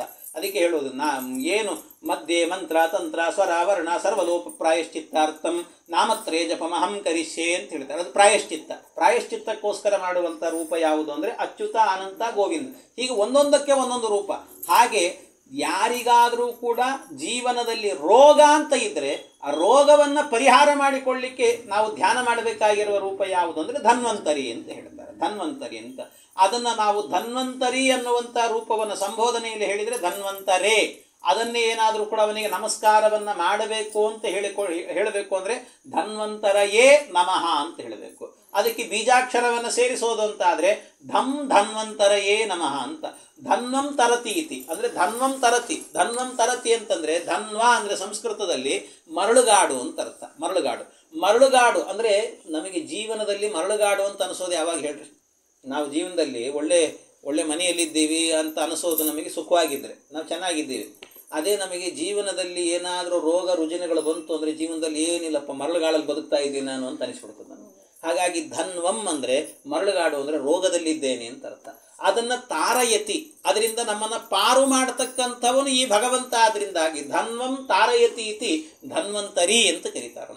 ಹೀಗೆ ಧನ್ವಂತರಿ ಅನ್ನುವಂಥ ರೂಪ ಪರಮಾತ್ಮನದ್ದು. ಅದು ಏನು ಅಂತಂದರೆ ನಿಮಗೆ ಧನ್ವಂತರಿ ಅನ್ನುವಂಥದ್ದೇನಿದೆಯಲ್ಲ, ಆ ಶಬ್ದವೇ ಔಷಧ ಅಂತ. ಮತ್ತೊಂದು ಔಷಧ ಬೇಕಾಗಿಲ್ಲ, ಆ ಶಬ್ದವೇ ಔಷಧ ಅಂತ ಹೇಳ್ತಾರೆ. ಆ ಶಬ್ದವೇ ಔಷಧ ಅಂತೆ. ಅದಕ್ಕೋಸ್ಕರವೇನೆ ಧನ್ವಂತರಿ ರೂಪಿ ಪರಮಾತ್ಮ ಏನಿದ್ದಾನೆ ಅವನು ಒಂದು ಸರ್ತಿ ಸುಮ್ಮನೆ ಕಣ್ಣೀರು ಅಂದರೆ ಆನಂದ ಬಾಷ್ಪವನ್ನು ಸುರಿಸಿದರೆ ಅದು ಅಮೃತದ ಕಲಶದ ಒಳಗೆ ಬಿತ್ತಂತೆ. ಬಿದ್ದಂಥ ಹನಿ ಕೆಳಗೆ ಬಿದ್ದರೆ ಏನಾಯಿತು ಅಂದರೆ ತುಳಸಿ ಆಗೋಯ್ತಂತೆ. ಆ ತುಳಸಿ ಎಷ್ಟು ಔಷಧಿ ನೋಡೋದು, ಎಂಥ ಔಷಧಿ ಗುಣ ಇದೆ ಅದರಲ್ಲಿ. ಹಾಗಾಗಿ ಆ ಕೃಷ್ಣ ಹರ್ಷಾಶ್ರು ಸಂಭೂತ ಅಂತ ಹೇಳ್ತಾರೆ. ಅವಳ ಹರ್ಷಾಶ್ರು ಅಂದರೆ ಭಗವಂತನ ಆನಂದ ಬಾಷ್ಪದಿಂದಾಗಿ ಹುಟ್ಟಿರುವಂಥವಳು ಈ ತುಳಸಿ ಅಂತ ಹೇಳ್ತಾರೆ. ಹಾಗಾಗಿ ಅಂಥ ತುಳಸಿ ಅದರಲ್ಲಿ ಒಳ್ಳೆ ಔಷಧೀಯ ಗುಣ ಎನ್ನುವಂಥ ಅಂದರೆ ಭಗವಂತನ ಮೈಯಲ್ಲಿ ಯಾವ ಭಾಗದಿಂದ ಏನು ಬಂದರೂ ಕೂಡ ಅದೆಲ್ಲ ಔಷಧಿ ಆಗಿರುತ್ತಂತೆ ಧನ್ವಂತರಿಯದ್ದು. ಹಾಗಾಗಿ ಭಗವಂತನ ಹೆಸರನ್ನು ಹೇಳಿದರೆ ಸಾಕು, ಅದೇ ಒಂದು ಔಷಧಿ. ಆದ್ದರಿಂದಾಗಿ ಧನ್ವಂತರೆಂಗ ರುಚಿ ಧನ್ವಂಸ್ತರೇರಿತರು ಧನ್ವಂಸ್ತರಿ ಭಾವಸುಧಾ ಭಾನ್ವಂತರಾವಸತ ಮನ್ವಂತರಾಧಿಕೃತ ತನ್ವಂತರೌಷಧ ನಿದೆ ಧನ್ವಂತರಂಗಶುಗು ಧನ್ವಂತ ಮಾಜಿಷು ವಿತನ್ವನ್ಮಮಾಬ್ಧಿ ತನಯಾ ಸೋನ್ವಂತ ಕಾತ್ಮಹೃತ ತನ್ವಂತರಾವಯವ ಧನ್ವಂತರಾರ್ತಿ ಜಲದವು. ಆ ಜಲಧಿಯಲ್ಲಿ ಅವತಾರ ಮಾಡಿರುವಂಥ ಏನು ರೂಪ ಧನ್ವಂತರಿ ಅನ್ನೋದಿದೆ ಅದು ಔಷಧ ಅದು ಅಂತ ಹೇಳ್ತಾರೆ. ಔಷಧ ಆ ಹೆಸರು ಹೇಳಿದರೆ ಸಾಕಂತೆ. ಭಗವಂತನ ನಾಮಸ್ಮರಣೆನೇ ಒಂದು ದೊಡ್ಡ ಔಷಧ. ಅದರಿಂದಾಗಿ ಒಂದು ಕಡೆ ಹೇಳ್ತಾರೆ ದಾಸರು ಹೇಳಬೇಕಾದ್ರೆ ಆವರೋಗವು ಎನಗೆ ದೇವಧನ್ವಂತ್ರಿ. ಭಗವಂತ ಆ ಧನ್ವಂತ್ರಿ ಅಂತ ಹೇಳಿದರೆ ಸಾಕು, ಆವರೋಗವು ಎನಗೆ. ಯಾವ ರೋಗ ನನ್ನ ಹತ್ರಕ್ಕೆ ಬರುತ್ತೆ ಹೇಳ್ರಿ ಅಂತ ಕೇಳುತ್ತಾರೆ. ಹಾಗಾಗಿ ಆ ರೋಗ ಎನ್ನುವಂಥದ್ದೇ ನೀರೋಗ ಮಾಡಿಬಿಡುತ್ತದಂತೆ, ರೋಗ ಇಲ್ಲದಂತೆ ಮಾಡಿಬಿಡುತ್ತದಂತೆ. ಅಂಥ ಒಂದು ನಾಮ ಅದು ಧನ್ವಂತರಿ ಎನ್ನುವಂಥ ನಾಮ. ಅದಕ್ಕೆ ಆ ಶಕ್ತಿ ಇದೆ ಅಂತ ಹೇಳ್ತಾರೆ ಧನ್ವಂತರಿ. ಅದಕ್ಕೆ ಮಧ್ವಾಚಾರ್ಯರು ತಂತ್ರಸಾರ ಸಂಗ್ರಹದಲ್ಲಿ ಆಗಬೇಕಾದ್ರೆ ಸುಮಾರು 72 ಮಹಾಮಂತ್ರಗಳನ್ನು ಹೇಳಿದ್ದಾರೆ. 72 ಮಂತ್ರಗಳು. ಆ 72 ಮಂತ್ರಗಳನ್ನು ಹೇಳಿ ಕೊನೆಗೆ ಹೇಳಿದ ಮಂತ್ರ ಯಾವುದು ಅಂದರೆ ಧನ್ವಂತರಿ ಮಂತ್ರ. ಕೊನೆಗೆ ಹೇಳಿರುವಂಥ ಮಂತ್ರ ಅದು ಧನ್ವಂತರಿ ಅನ್ನುವಂಥ ಮಂತ್ರ. ಆದರೆ ಬೇರೆ ಎಲ್ಲ ಮಂತ್ರಗಳನ್ನು ಎಷ್ಟು ಹೇಳಿದ್ದಾರೋ ಅದಕ್ಕಿಂತ ಒತ್ತು ಕೊಟ್ಟು ಹೇಳಿರುವಂಥ ಮಂತ್ರ ಯಾವುದು ಅಂದರೆ ಧನ್ವಂತರಿ ಮಂತ್ರವನ್ನು ಹೇಳಿದ್ದಾರೆ. ಚಂದ್ರೌಗ ಕಾಂತಿ ಮಮೃತೋರು ಕರೈರ್ಜಗಂತಿ ಸಂಜೀವಯಂತ ಮಮಿತಾತ್ಮ ಸುಖಂ ಪರೇಶಂ ಜ್ಞಾನಂ ಸುಧಾ ಕಲಶಮೇವ ಚ ಸಂದದಾನಂ ಪ್ರಾಣಂ ಯಥೇಷ್ಟತನು ಮುನ್ನತ ಕರ್ಮ ಶಕ್ತಿಂ. ಎಂಥ ಅದ್ಭುತವಾಗಿರುವಂಥ ರೂಪ ಪರಮಾತ್ಮನದ್ದು. ಜ್ಞಾನಂ ಸುಧಾ ಕಲಶಮೇವ ಚ ಸಂದದಾನಂ ಅಂತ ಹೇಳ್ತಾರೆ. ಜ್ಞಾನ ಒಂದು ಜ್ಞಾನ ಮುದ್ರೆ, ಇನ್ನೊಂದು ಕಲಶ, ಅದು ಅಮೃತದ ಕಲಶ. ಅಂದರೆ ಜೀವನದಲ್ಲಿ ರೋಗ ಬೇಡ ನಿಮಗೆ, ಯಾವಾಗಲೂ ಜ್ಞಾನ ಸಂಪಾದನೆ ಮಾಡಿಕೊಂಡಿರ್ರಿ ಅಂತ ಹೇಳಲಿಕ್ಕೋಸ್ಕರವೇ ಆ ರೂಪ ಬಂದಿರುವಂತಹದ್ದು. ಅಂಥ ಧನ್ವಂತರಿ ನಾಮಕ ಪರಮಾತ್ಮನಿಗೂ ನಮಸ್ಕಾರ ಅಂತ ಇನ್ನು ಅನೇಕ ರೂಪಗಳನ್ನು ಹೇಳುತ್ತಾರೆ. ಅದಾದ ಮೇಲೆ ಭಗವಂತ ನನಗೆ 4 ಶ್ಲೋಕದಲ್ಲಿ ಏನು ಭಾಗವತ ಉಪದೇಶ ಮಾಡಿದ್ದಾನೆ ಅದನ್ನು ಹೇಳುತ್ತಾರೆ. ಒಟ್ಟು ಭಾಗವತದಲ್ಲಿ ಏನೆಲ್ಲ ಹೇಳಿದ್ದೇವೆ ಅದನ್ನು ಹೇಳ್ತಾರೆ. ಅಂದರೆ ಭಾಗವತ ಅಂದರೆ ಒಂದು ಪುರಾಣ ಅಂದರೆ ಹೇಗಿರಬೇಕು ಆ ಲಕ್ಷಣಗಳನ್ನೆಲ್ಲವನ್ನು ಕೂಡ ಹೇಳ್ತಾರೆ. ಅದನ್ನು ಮತ್ತೆ 19ನೇ ತಾರೀಕಿನ ದಿವಸ ಸೇರಿದಾಗ ಅಂದರೆ ಸಾಯಂಕಾಲ 5 ಗಂಟೆಗೆ ಅವತ್ತು ಮಂಗಳವನ್ನು ಅದೇ ಅಲ್ಲಿ ಭವಾನ್ ನಗರಕ್ಕೆ ಹೋಗ್ಲಿಕ್ಕೆ ಅಲ್ಲಿ 6 ಗಂಟೆ ಅಂತ ಹೇಳಿದ್ದಾರೆ. ಸ್ವಲ್ಪ ಒಂದು 10 ನಿಮಿಷ 4:15 ನಿಮಗೇನು ತೊಂದರೆ ಇಲ್ಲ? ಏನು ತೊಂದರೆ ಇಲ್ಲ? ಸರಿ, ಹಾಗಾದ್ರೆ 4:15 ಆಯ್ತು. ಆಯ್ತು, ನಂಗೇನು ತೊಂದರೆ ಇಲ್ಲ, ನಿಮಗೇನು ತೊಂದರೆ ಇಲ್ಲ.